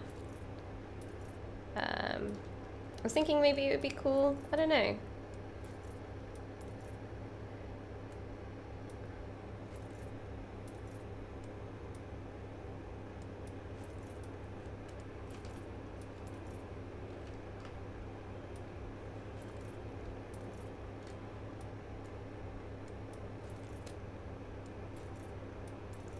I think a pad with rounded edges at the end would suit this.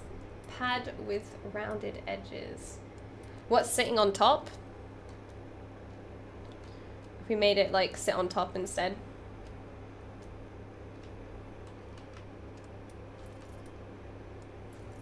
And we made this like super smooth.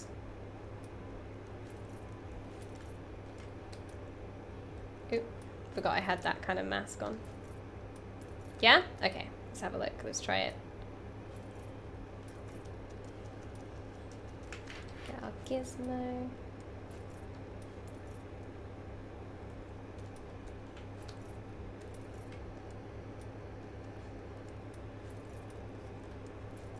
I'm just gonna set remesh it, which I should have done by not just clicking half and clicked an actual value, but. Can you show polyframe for this object? Yeah, of course I can. It's not really going to help you because it's all super high poly. Yeah, just stuff like this. They're all DynaMesh objects because it's all sculpted. So it's quite messy, but it will be all like retopoed and made to look nice. So when you say, can ZBrush tools replace Maya modeling tools? So the point of ZBrush is it's all high poly generate. It's all about creating like the high poly part of your pipeline. It can replace a lot of like the back and forth between Maya and ZBrush when you're creating your high poly assets. But when you want to put something in game, I wouldn't use the geo or anything that you make in ZBrush. I would definitely retopo it instead. Only because you can't use something like this in game. This I use for this I use purely for like high poly parts of the workflow. And sometimes like even with ZBrush's modeling tools, I still go back into Maya for some stuff as well, just because it's faster for me.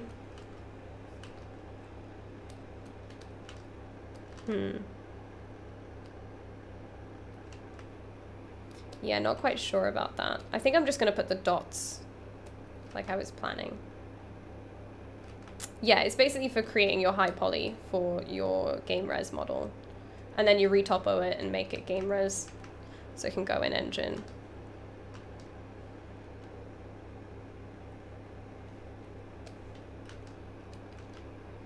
Yeah, I don't think I'm gonna do that.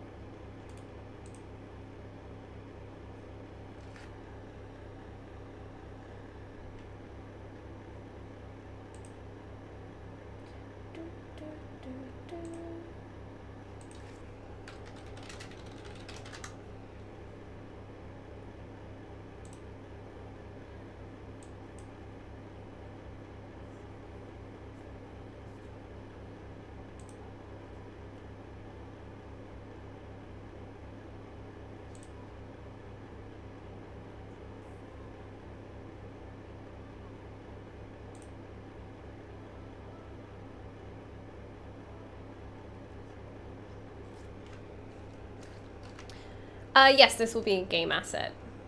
I'll make it game res, but it's not going into a game. Like, there's no game for it, particularly.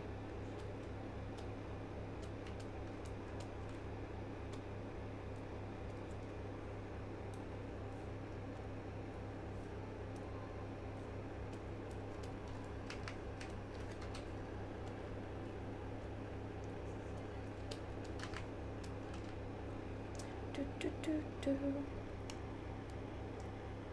was going to ask how you would bring it down into a low poly object. I would retopo it manually, basically, to make sure I'm getting the edges I need.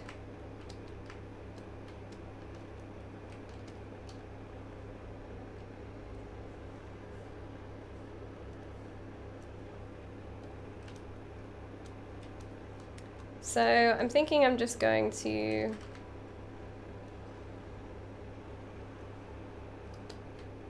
put lots of like grippy parts on the back like this.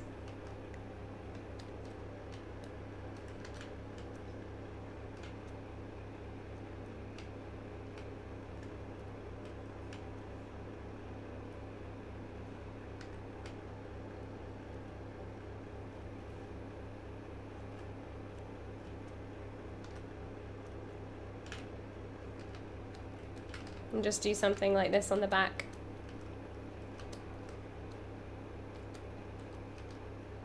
Not sure. I'm not sure. It might add some interest, but it might add some noise as well.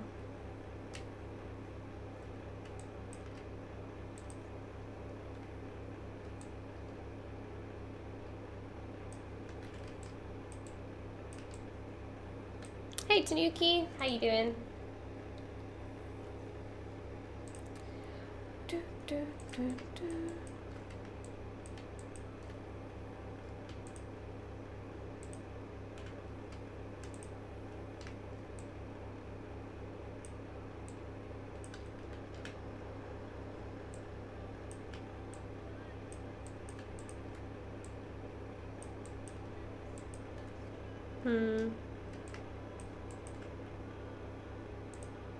Oops.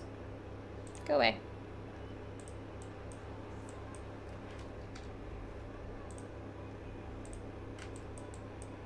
No, I think I'm gonna keep it plain. The more I'm adding to it, the less I'm liking it.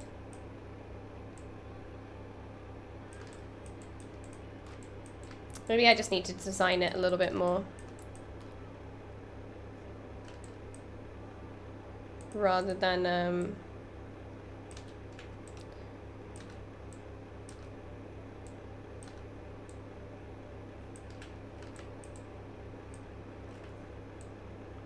just kind of making it up as I go along.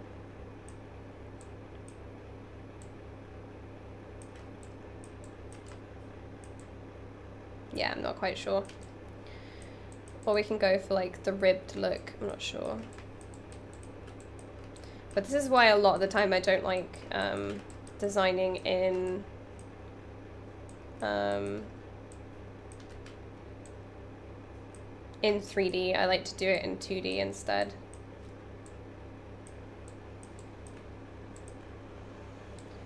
Just because then I end up like changing stuff and not liking it and wanting to try something else, but I think I'm not going to do those, so I'm going to delete those and remove this from being a stock group. And then let's just color this. So I think that's the same color as this. Go to paint, fill object. Oop. And then this is the same color as this.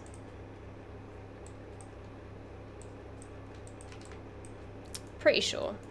No, it's black. Okay, the whole thing is black.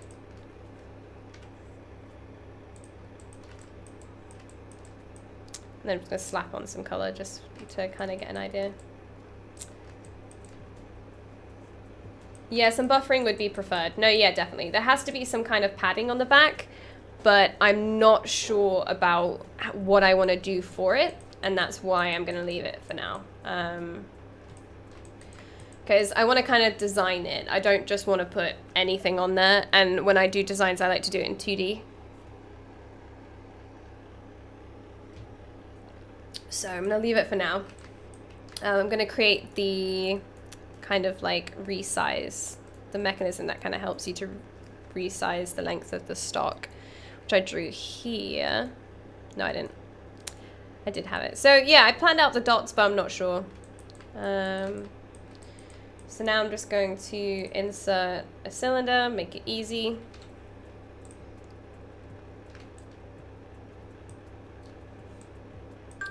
And that's just gonna sit here. I'll make it a bit chunkier.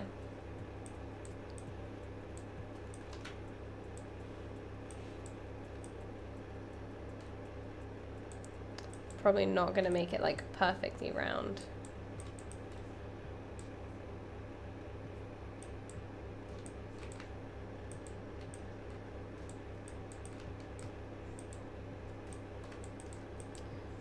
And then I'm gonna make that a start group.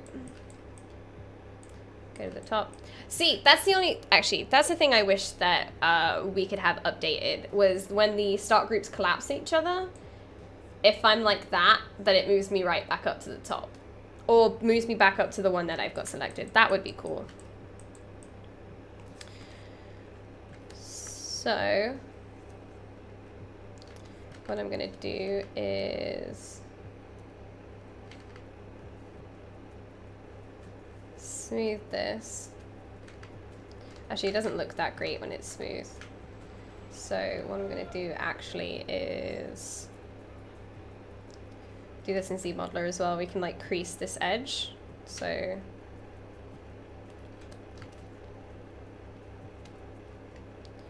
and then just for my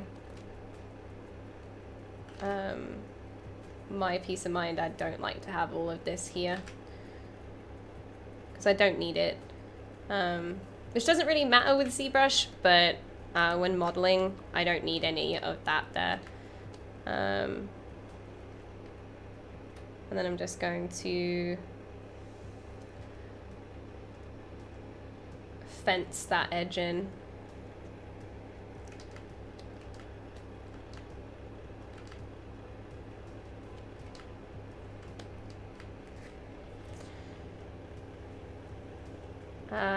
Agreed it can be disorientating. You expect collapsed groupings but get a blank list. Yeah, so that would be a cool thing to add. I think that would be like a quality of life update, but it's not too bad, to be honest.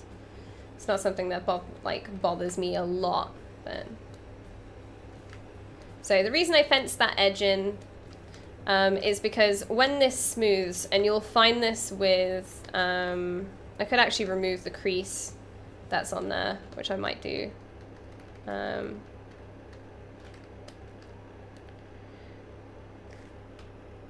So as you'll see, when you smooth something, if we turn dynamic on, you see this kind of warping here because these are triangles. Triangles don't smooth very nicely. They'll kind of curve and warp and be funny. And it doesn't look very nice when it smooths. If we smooth this up, like you can see the distortion in the triangles.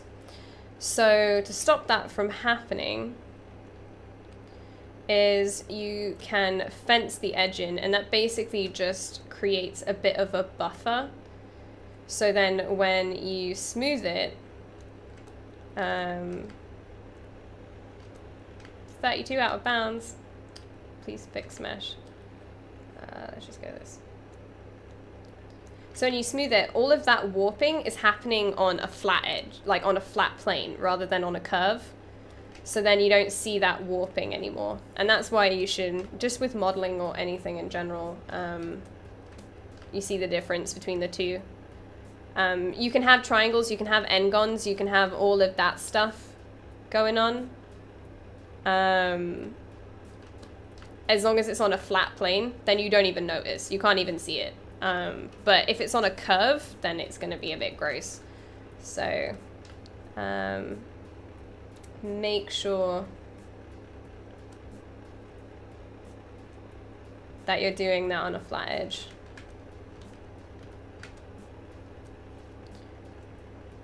So I'm just going to create like a bit of a buffer. And then, and you want it here as well. Just go through.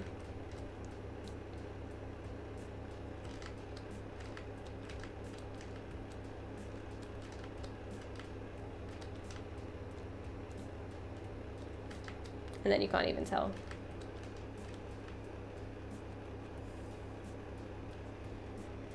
If I had anything to ask of Pixelogic, I'd ask them to reduce the amount of navigation and clicking to get to certain workflows to complete, e.g. mirroring content can involve mirror, mirror, and world.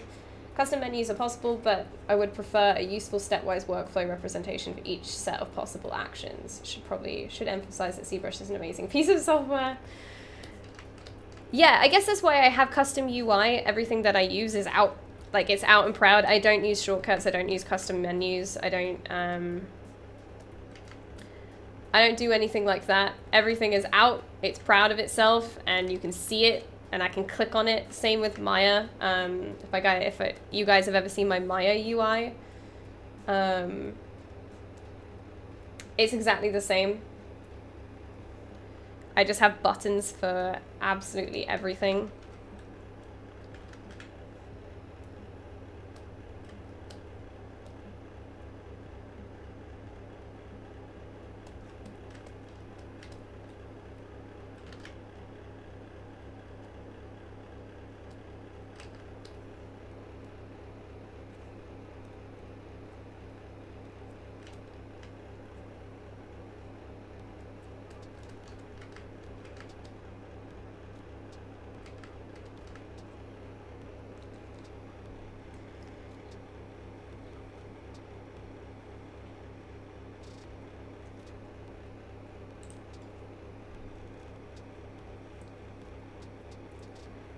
Is there a shortcut to hide the IMM menu from ZModeler? I don't know, actually. I think Ashley mentioned it before. You can make it really small, but... I have a question in regards to game content creation. Are there any tips you can provide for prepping game content to be highly customizable by users within a game engine in real time? I'm sure each game engine has their own ways of doing things, but has there been anything you guys have learned when it comes to high poly customizable? Blah, blah, blah. So it depends what you mean by customizable content, like for what purpose, for characters. It'd just be about making everything as modular as you possibly can. What we do on the trail is that you can have, there's different hairstyles, torso, like shirts, but the shirts are split up into several pieces because you can have long gloves or short gloves. So the character itself is split up into like 10 pieces. So you have like feet, the legs are cut into 2, so you have like in your knee. So the mesh is cut into many pieces. And then for colors, we use a ramp system. So for texturing, what we do is we have ramps. And if you look up ramp shaders, that's Steam do the same thing. They did the same thing for Left 4 Dead. So basically you have a black and white texture, and that, or you can have it in RGB. And that basically says, in this gray value, can take this color. And what we do is we have a red, green, and blue channel that says, this color goes in this place, in red, green, and blue. And then we have a ramp, which is literally like 1 pixel tall by, I think it's 216 long, I think. And that's our gradient map. So basically along that gradient, we say, take this part of the gradient and apply it to this color on the RGB map. And then what you can do is you end up having one map that's like super colorful, and it's got like red, green, and blue. And then it assigns along the point of the gradient to those different parts of the RGB map. So you can have like lots and lots and lots and lots of different colors, and it doesn't take up much memory because the actual gradient map is so small, along with you're only using like one texture, and then you're applying the gradient map to that, and it can come in many different colors. Or like you'll have different stencils that will say this one's got blood on it, or this one doesn't, and this one is hearts, or this one isn't. I think I lost a lot of people, yeah. If you look up ramp map, like ramp texturing, that's basically what you want. It's kind of hard to explain because we have tools that do it for us. I'll look it up. Left 4 Dead. It's written as tramp for some reason. It was like, you know what, you need tramp textures. Let's have a look. Ramp shaders.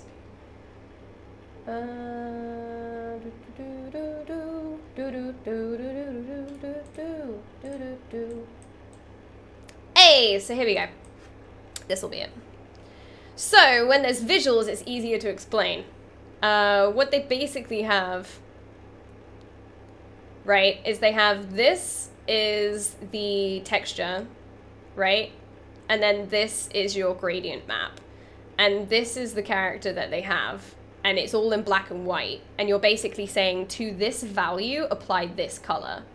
And that's how they can get loads of different colors on their characters. Do you see what I mean? Obviously don't go crazy. But this is the actual texture on the character, is in black and white. And then you apply a gradient map to this black and white texture. Right? Get it? It's easy.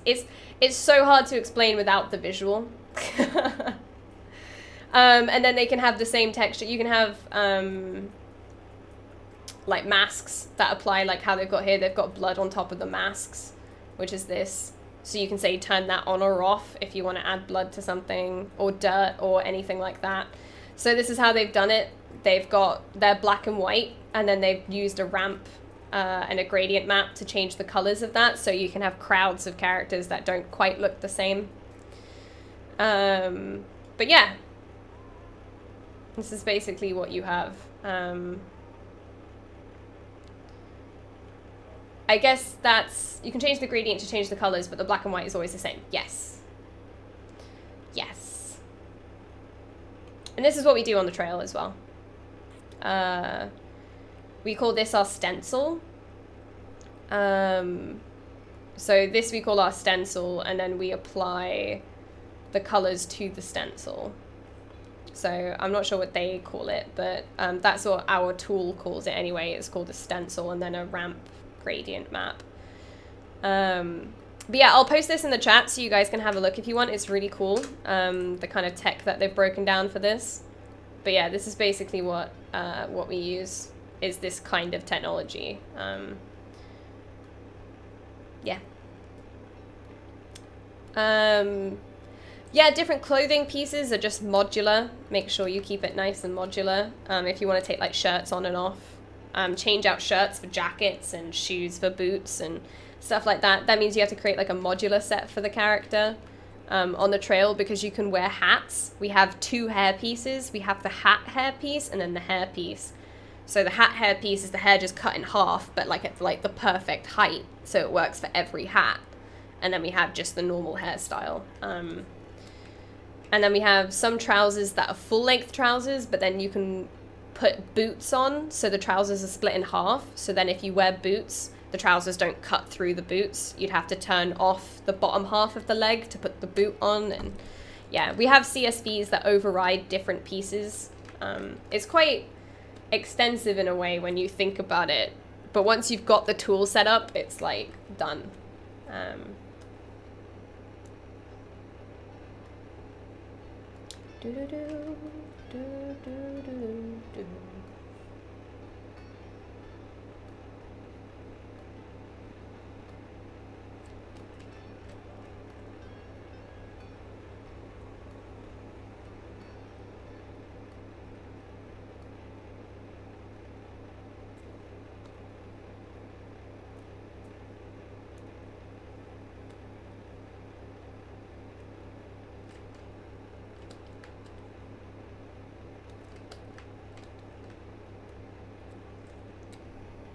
Hey, YOLO, thank you.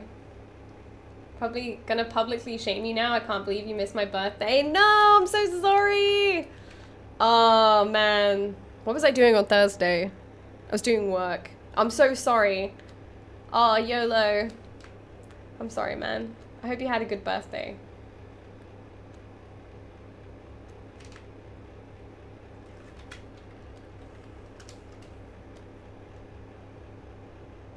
Don't publicly shame me, though. Dude, that's not cool. Can't do that. Do-do, do-do, do-do, do-do, do-do.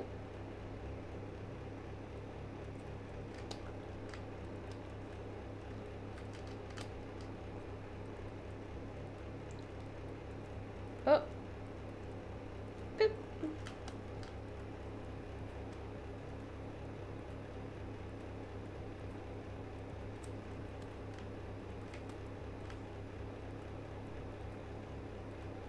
Oh, it's just right at the bottom. Go up there.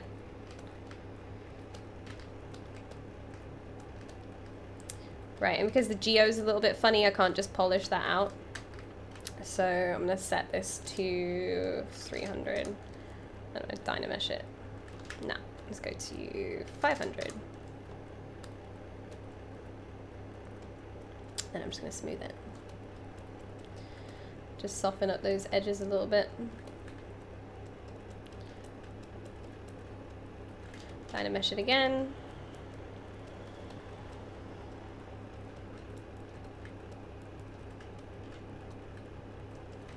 Okay.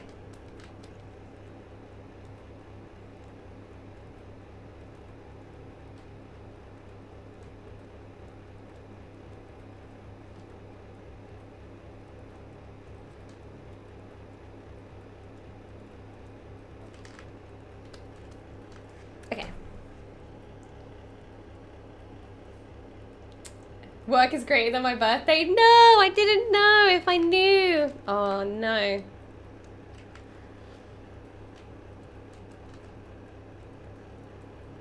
Okay. So now all we need to do is add the piece that goes through this and attaches to the stock. I'm just going to get my trusty cylinder, like always. Just a lot of putting in the same kind of shape. Do this. Boop. Oop. Oop. Nope. So there we go. That's just going to stick through like that. And we're just going to pretend we're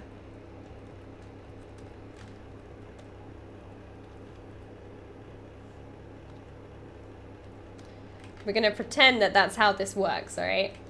Move it in a bit, so. That's how this stuff works, you guys. Totes works this way.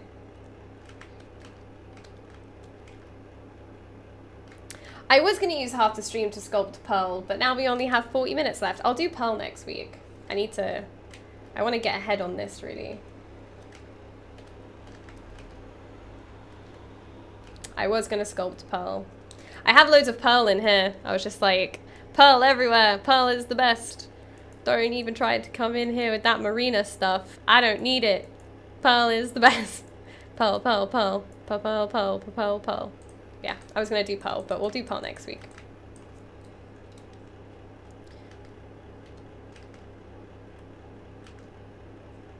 Then I'm going to duplicate this again. Make it a bit shorter, but a bit bigger. And then I'm just going to do that.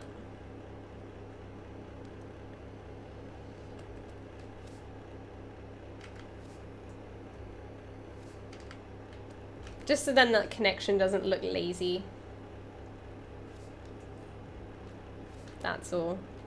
Otherwise it just looks a little bit lazy. So this just pretends that I've made it actually work when I haven't. And because nobody's ever gonna look in here, because it's a game asset, I can get away with doing this stuff. So it doesn't look lazy, but it totally is. Just fooling everybody. And then just pop that there.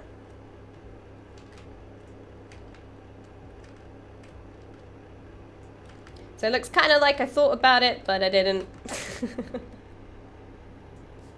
Now we'll know and we'll look for it. Don't worry, don't tell anyone, guys. This is our secret. Please don't tell anyone. Hey Rodeska, how you doing?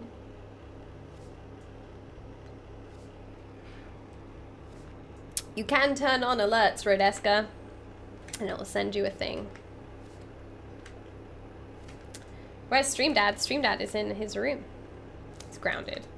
It's grounded, you guys.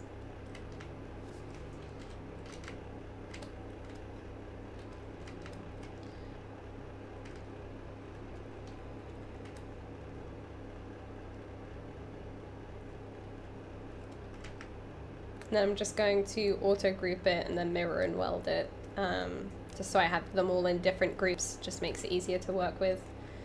So we got that in there. Turn on alerts for everyone. Oh wow, okay. I have no idea. Twitch is weird. And then, man, cylinders always. Guys, everything is always a cylinder. Don't use anything other than cylinders, always. Make that a bit chunkier. And this is gonna go in here. This is gonna be like our little cog, but I'll probably build that in Maya. Just because I know a fast way to do it. Bring it down, make it chunkier. So this is how you're gonna resize the stock.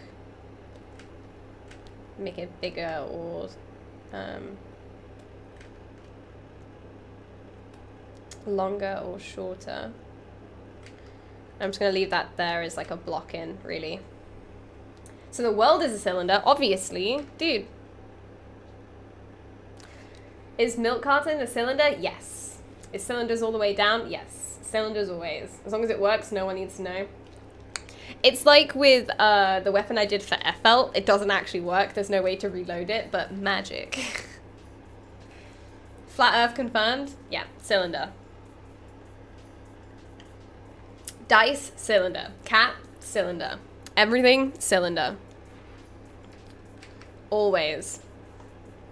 If you have any kind of, I guess, if you ever think, how am I going to make this thing? Cylinder. Every time. Cylinder. Always. Okay. So I'm probably going to bring the stock in, just because this long part is making me feel a bit... Cube, cylinder, yep. But is a cylinder a cylinder? Oh my gosh, you're getting too meta. I don't know what to do.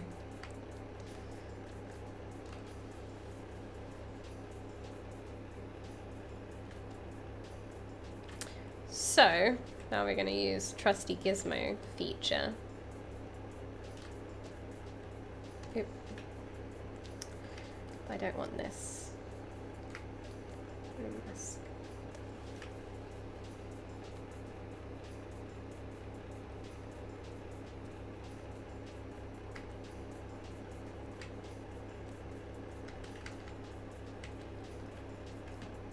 Ooh, actually.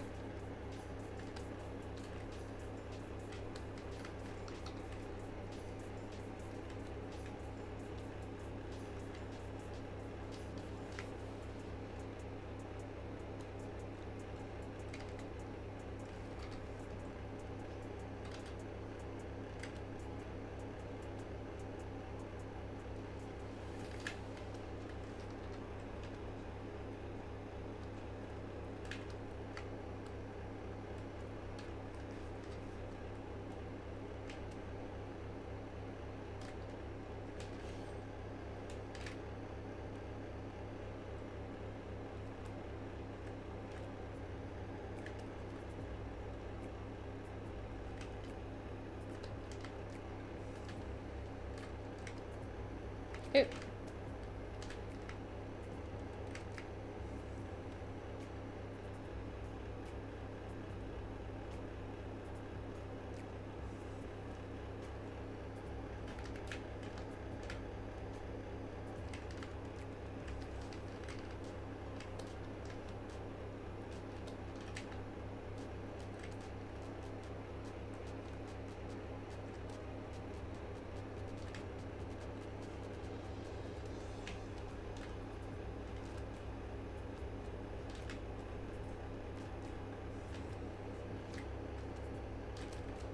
Okay, I'm a bit happier with that.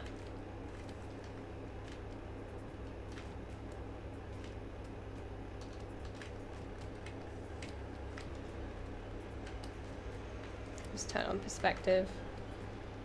Because I don't want the weapon to feel long, I want it to feel quite short, so I might end up making the front even bigger again, because I did that earlier on today.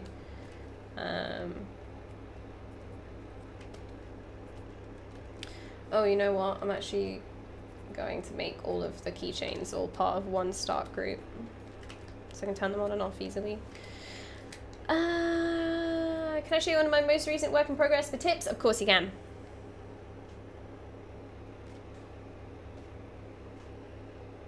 A cube is a cylinder with 4 subdivisions along its width. Exactly. Nailed it. Every time. How long do we have? We have half an hour left.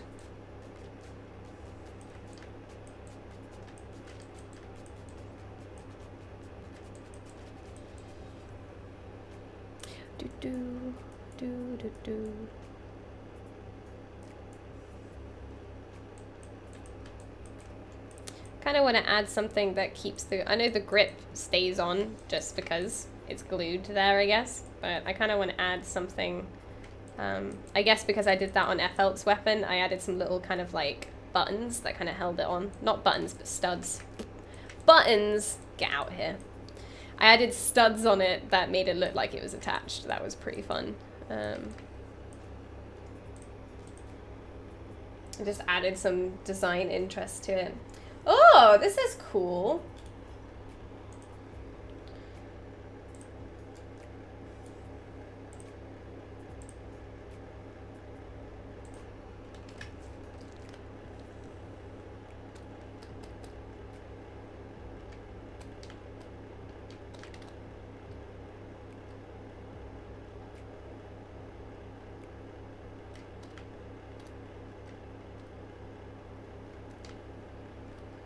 What was it exactly that you wanted help with? Like, what tips did you want? Like, what are you kind of looking for?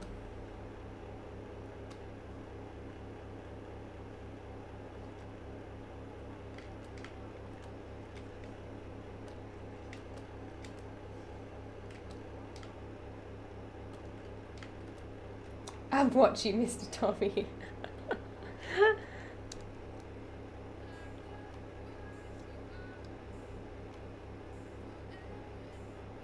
Maybe wings, okay. I guess the first thing is, I'm not sure, there's a bit of design inconsistency. And by that I mean you have what looks like sci-fi pieces with what looks like eldritch fantasy, right? And you've got 2 conflicting styles. So in terms of wings, for me, I would just axe them. You see how that looks more unified and that just kind of confuses the style? That's what I would do personally, is just axe them. I would just get rid of them. To be honest, like, they're bringing down the rest of your design because they don't make sense being there. To me.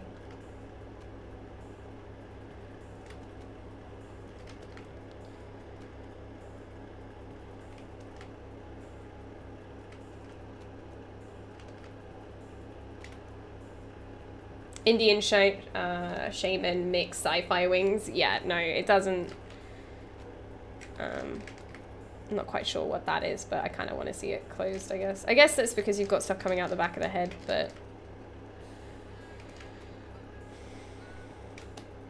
yeah, instantly that just seems more uniform and makes more sense. I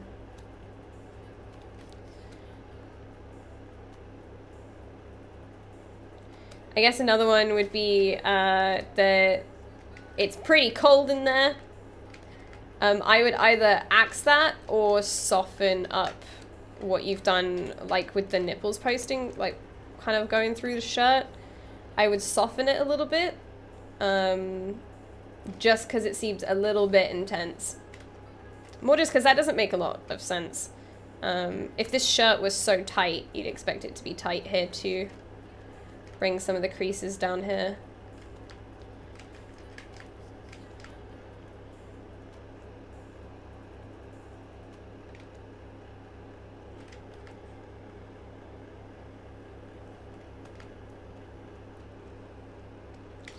The posing of the hands, it'd be cool that if she's not actually holding this, to kind of like pose her hands differently. Because you've got, both hands are posed in the same way. So I tried to like break them up a little bit so they aren't the same, just to add some more interest to the piece.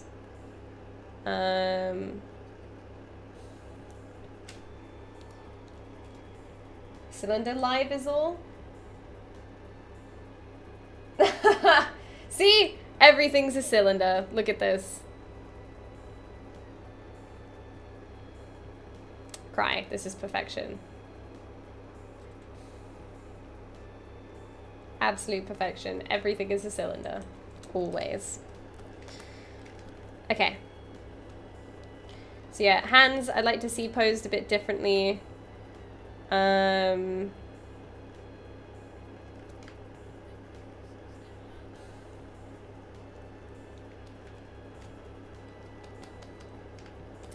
I guess the texture on this mask is a little bit too much, would be the last thing to say, I guess. I would soften it up a little bit because it's catching, I mean, she doesn't have an eye texture yet, but it's catching a lot of my eye because there's so much noise there. So I'd probably try to soften that up and then actually give her lips. Her lips are very undefined right now. And they're quite flat. It doesn't feel like there's any form there on her lips to her chin. So I'd probably to actually giving her some lips as well and actually sculpting that in. But yeah, I think it's cool. It's just some design inconsistencies. Nice goatee. Cheers, brah. Just gonna soften. I'm just trying to show like the form of like her chin, I guess. And the mask going up her nose is a little bit weird. That seems really uncomfortable. I'd probably bring the mask so then it didn't do that. It just seems really uncomfortable to have something sticking up your nose all the time. But yeah. It's looking cool.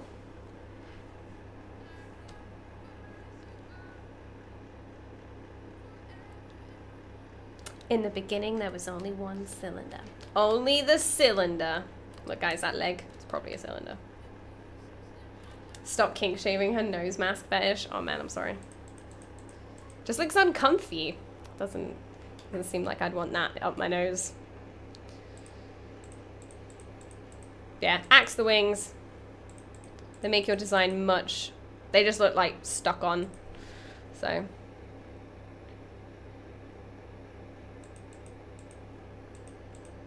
yeah, looks cool.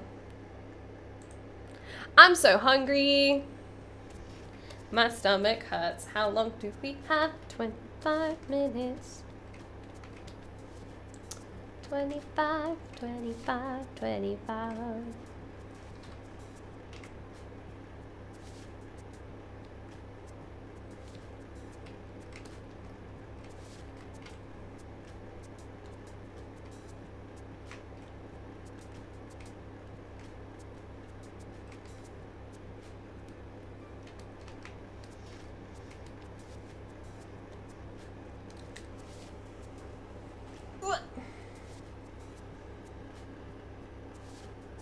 Yeah, nose, absolutely. Okay, cool.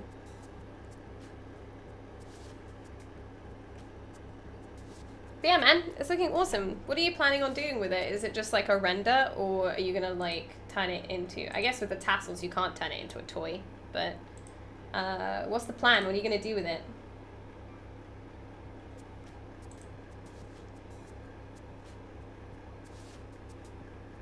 Just eat some cylinders, it can be the only food you want. I know! This glass cylinder.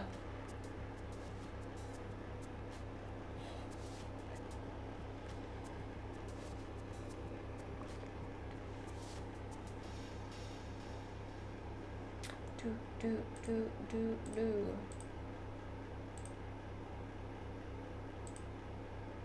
Thanks for the tips, no problem. Thanks you for sharing. There is a bug. Didn't squish it. Just so you know, I let it live. Just so you know.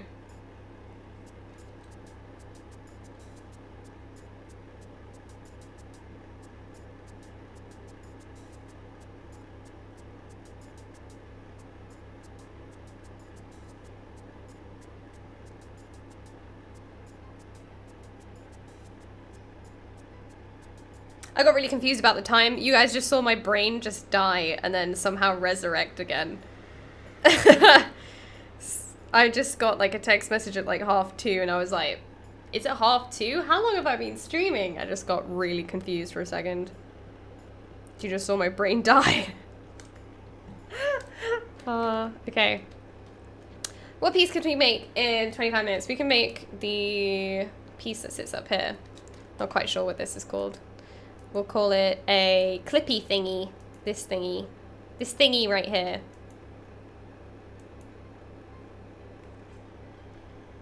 Let it live. Am I not merciful? Hey Boy Fruit, how you doing?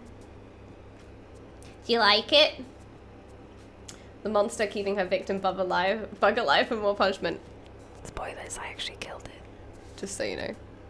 We have ants. No, we don't have ants. Ants are outside and I'm so terrified that ants are gonna come inside. It's just like, get out. Okay, sure, I sure love that thingy. Okay, we'll make this thingy. Which, to be honest, I can do much faster in Maya. So I'm gonna very quickly just put it together in Maya, bring it in. And then we're going to Boolean this kind of like circle that's in it. I don't know what the circle is, but we're gonna put it in there. Oh, thanks, Boy Fruit.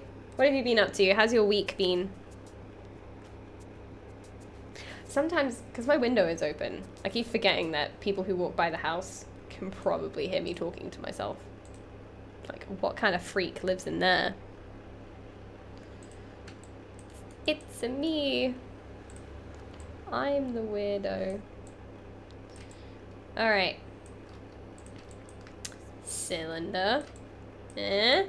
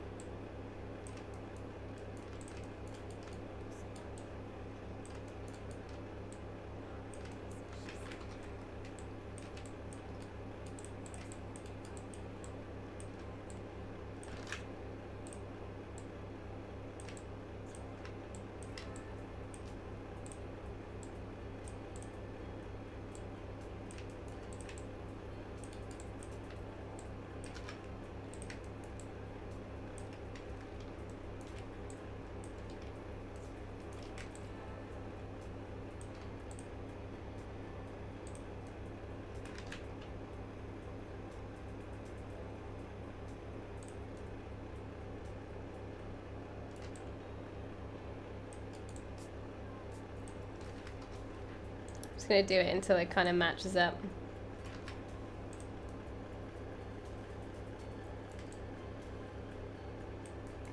Oh yeah, but because I moved the vertices, that always messes up as well, so.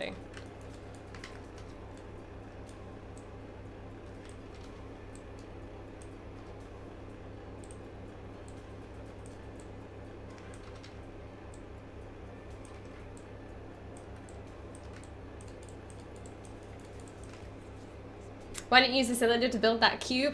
Ah! Oh my gosh. I should have done that. It's like a screw. Yeah, it is a screw. But they've just made it like a circle thing.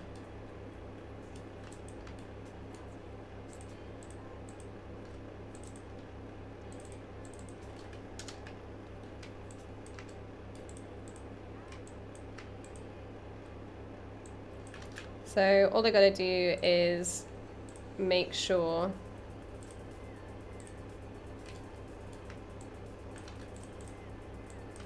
that these aren't here, because when you weld them together, it doesn't delete the face.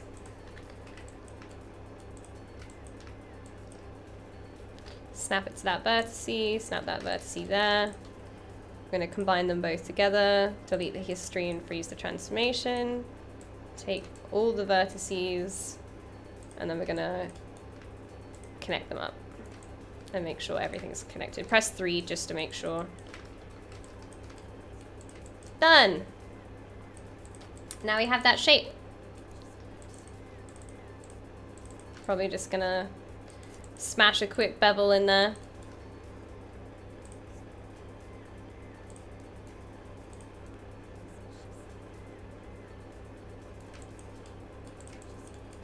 Boom!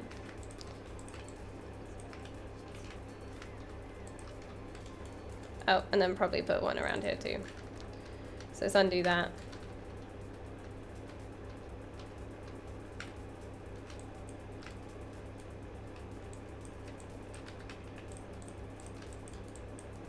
Okay, and then put a bevel on it.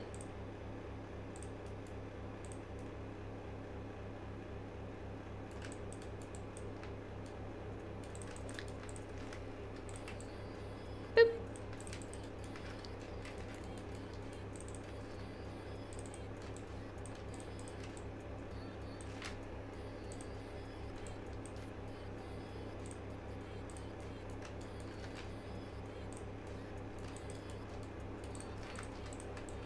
Okay, so now we got the thingy. Burn the heretic. Oh my god. Guys, don't look. I'm gonna call it a thingy.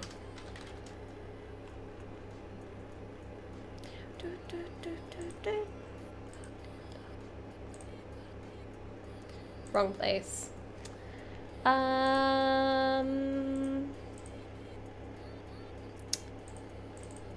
I should make Splat Gun a project thingy. There we go.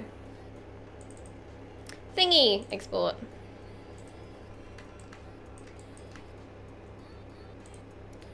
Insert our trusty star when that menu doesn't go away.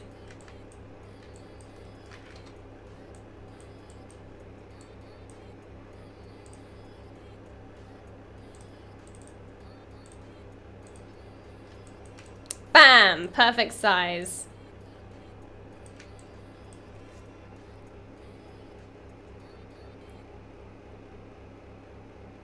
He doesn't use a cylinder to make a cube. Get with the times already. Did you move? I moved like a month ago.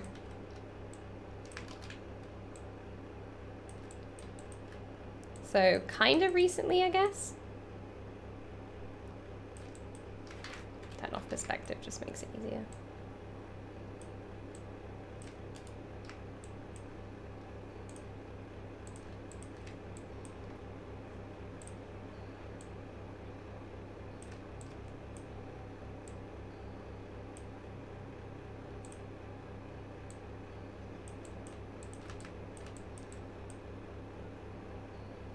I'm less annoyed by the use of a cube than the naming convention.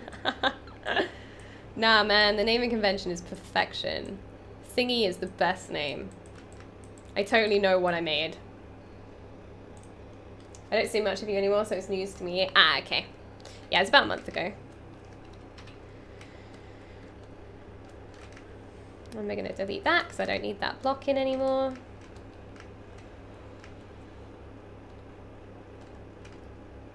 So you see what I mean by when I said that you need to add a buffer and you need to fence that edge in, otherwise it looks ugly.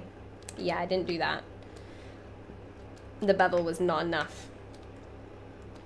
So don't think I'm going to be able to just insert a loop. We'll have to see if that will work. I don't think so.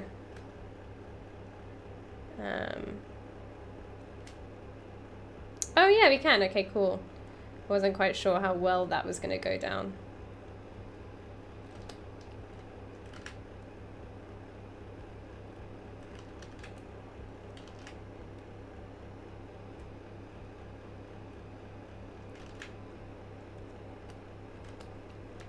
So I'm just going to fence some edges in.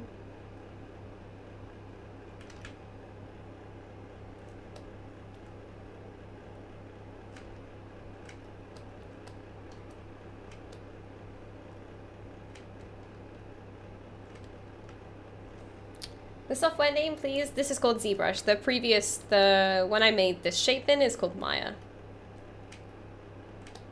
Clearly not a pro, didn't use a cylinder. Get out.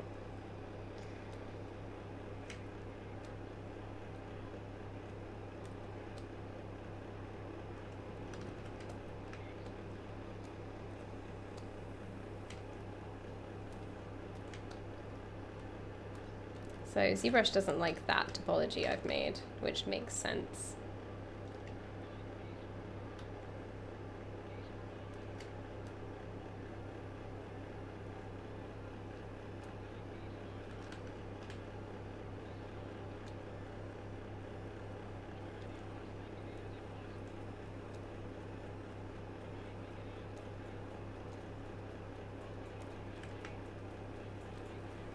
Yeah, just because there's a triangle there. Well, I guess a pole, not a triangle.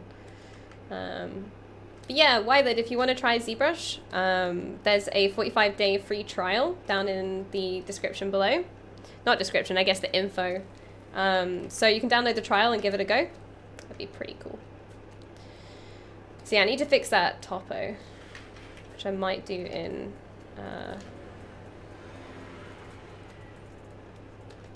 might do in Maya instead, but I'll leave it there for now. So where's my reference?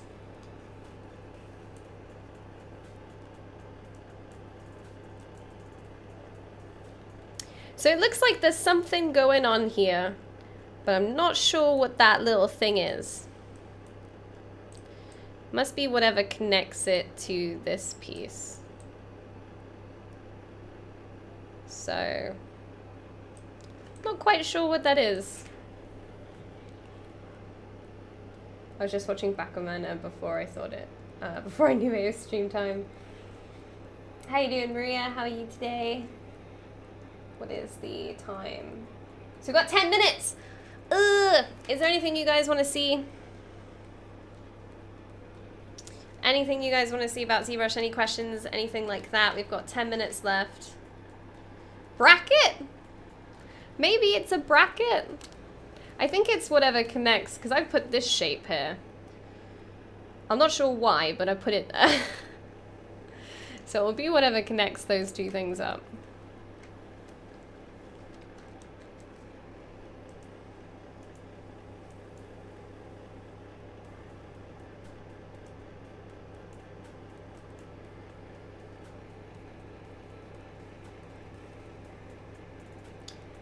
A very dumb question. There are no dumb questions, only dumb answers. What's the hotkey for hiding stuff? Do you mean hiding subtools? Because I just click on the eyeball and hold down Alt if I want to hide and unhide everything. Or do you mean hiding polygroups? So if I have like all these polygroups here, do you mean that? Because this is within a subtool. So you just hold down Control Shift, click.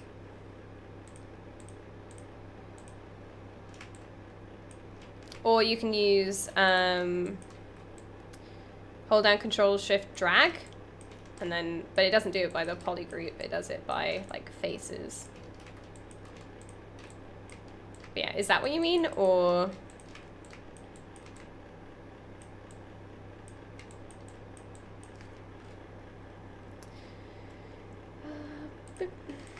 Show the green puppet. This thing? I meant both. Oh, right, okay, cool. Is this what you mean by the green puppet? I don't know what you mean by green puppet, but I'll show you this. Where can I download your ZBrush skills? By downloading ZBrush and then getting on Z Classroom and then spend, how long have I been using ZBrush for? 3 years? And then work for 3 years. That's how you do it. It just takes time. But yeah, I wish I could download like everybody on the ZBrush channel skills, because they're insane. If it could be downloaded, it would be downloaded. Should I set this to plastic? I feel like I'm gonna set that to plastic.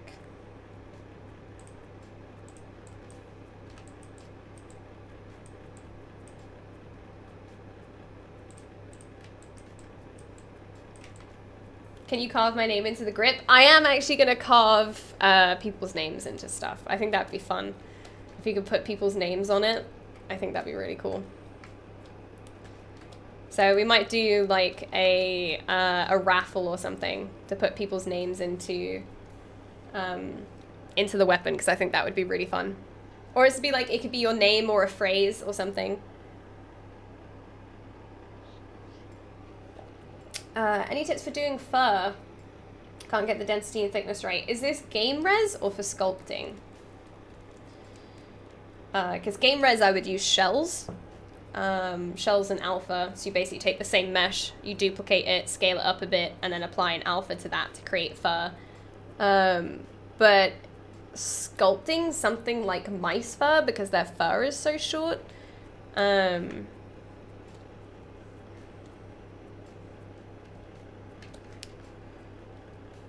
oh no, what am I doing? 1 minute, guys. I'm doing it wrong. Here we go.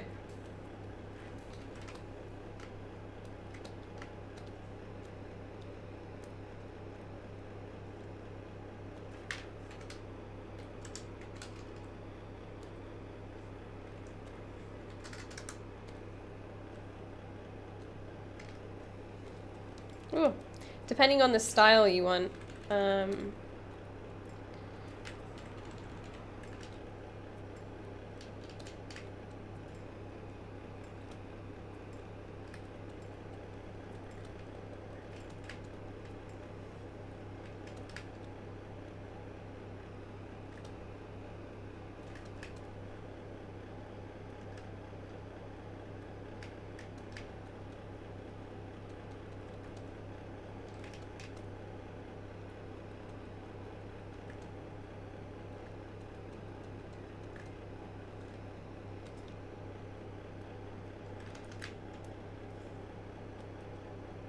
But I wouldn't do this all over. I would just do this in like accented. I'll just kind of like accent it. I wouldn't.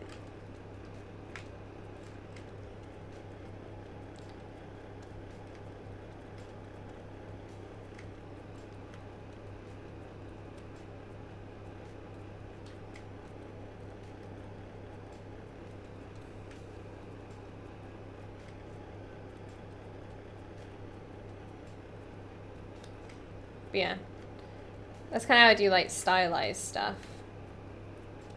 Just make sure you have like a plan of the fur direction and the style you want, but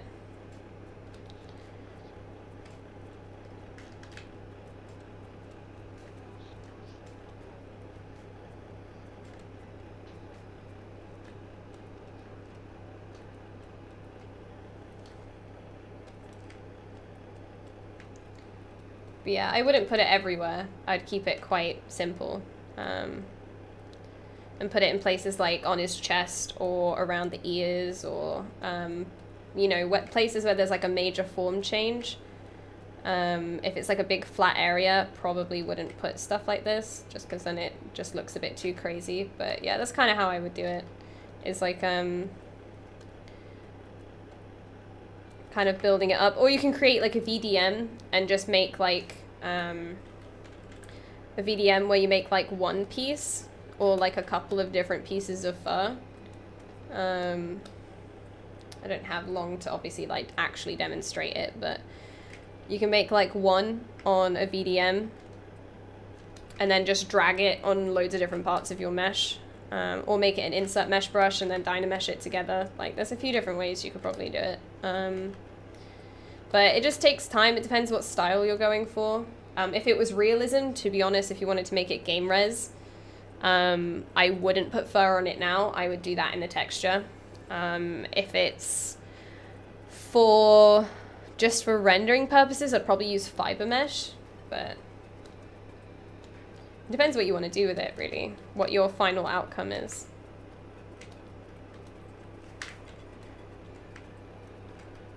Yeah.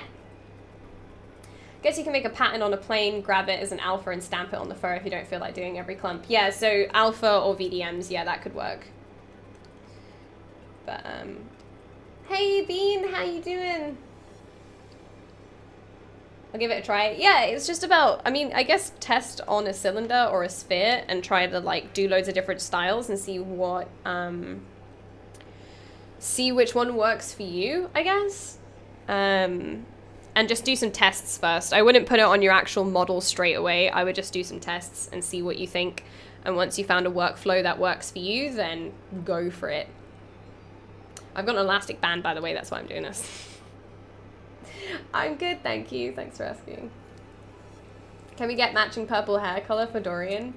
I don't want to have to go through the hassle of having to like somehow wash his fur. He would slaughter me. I don't want to die. I want to live.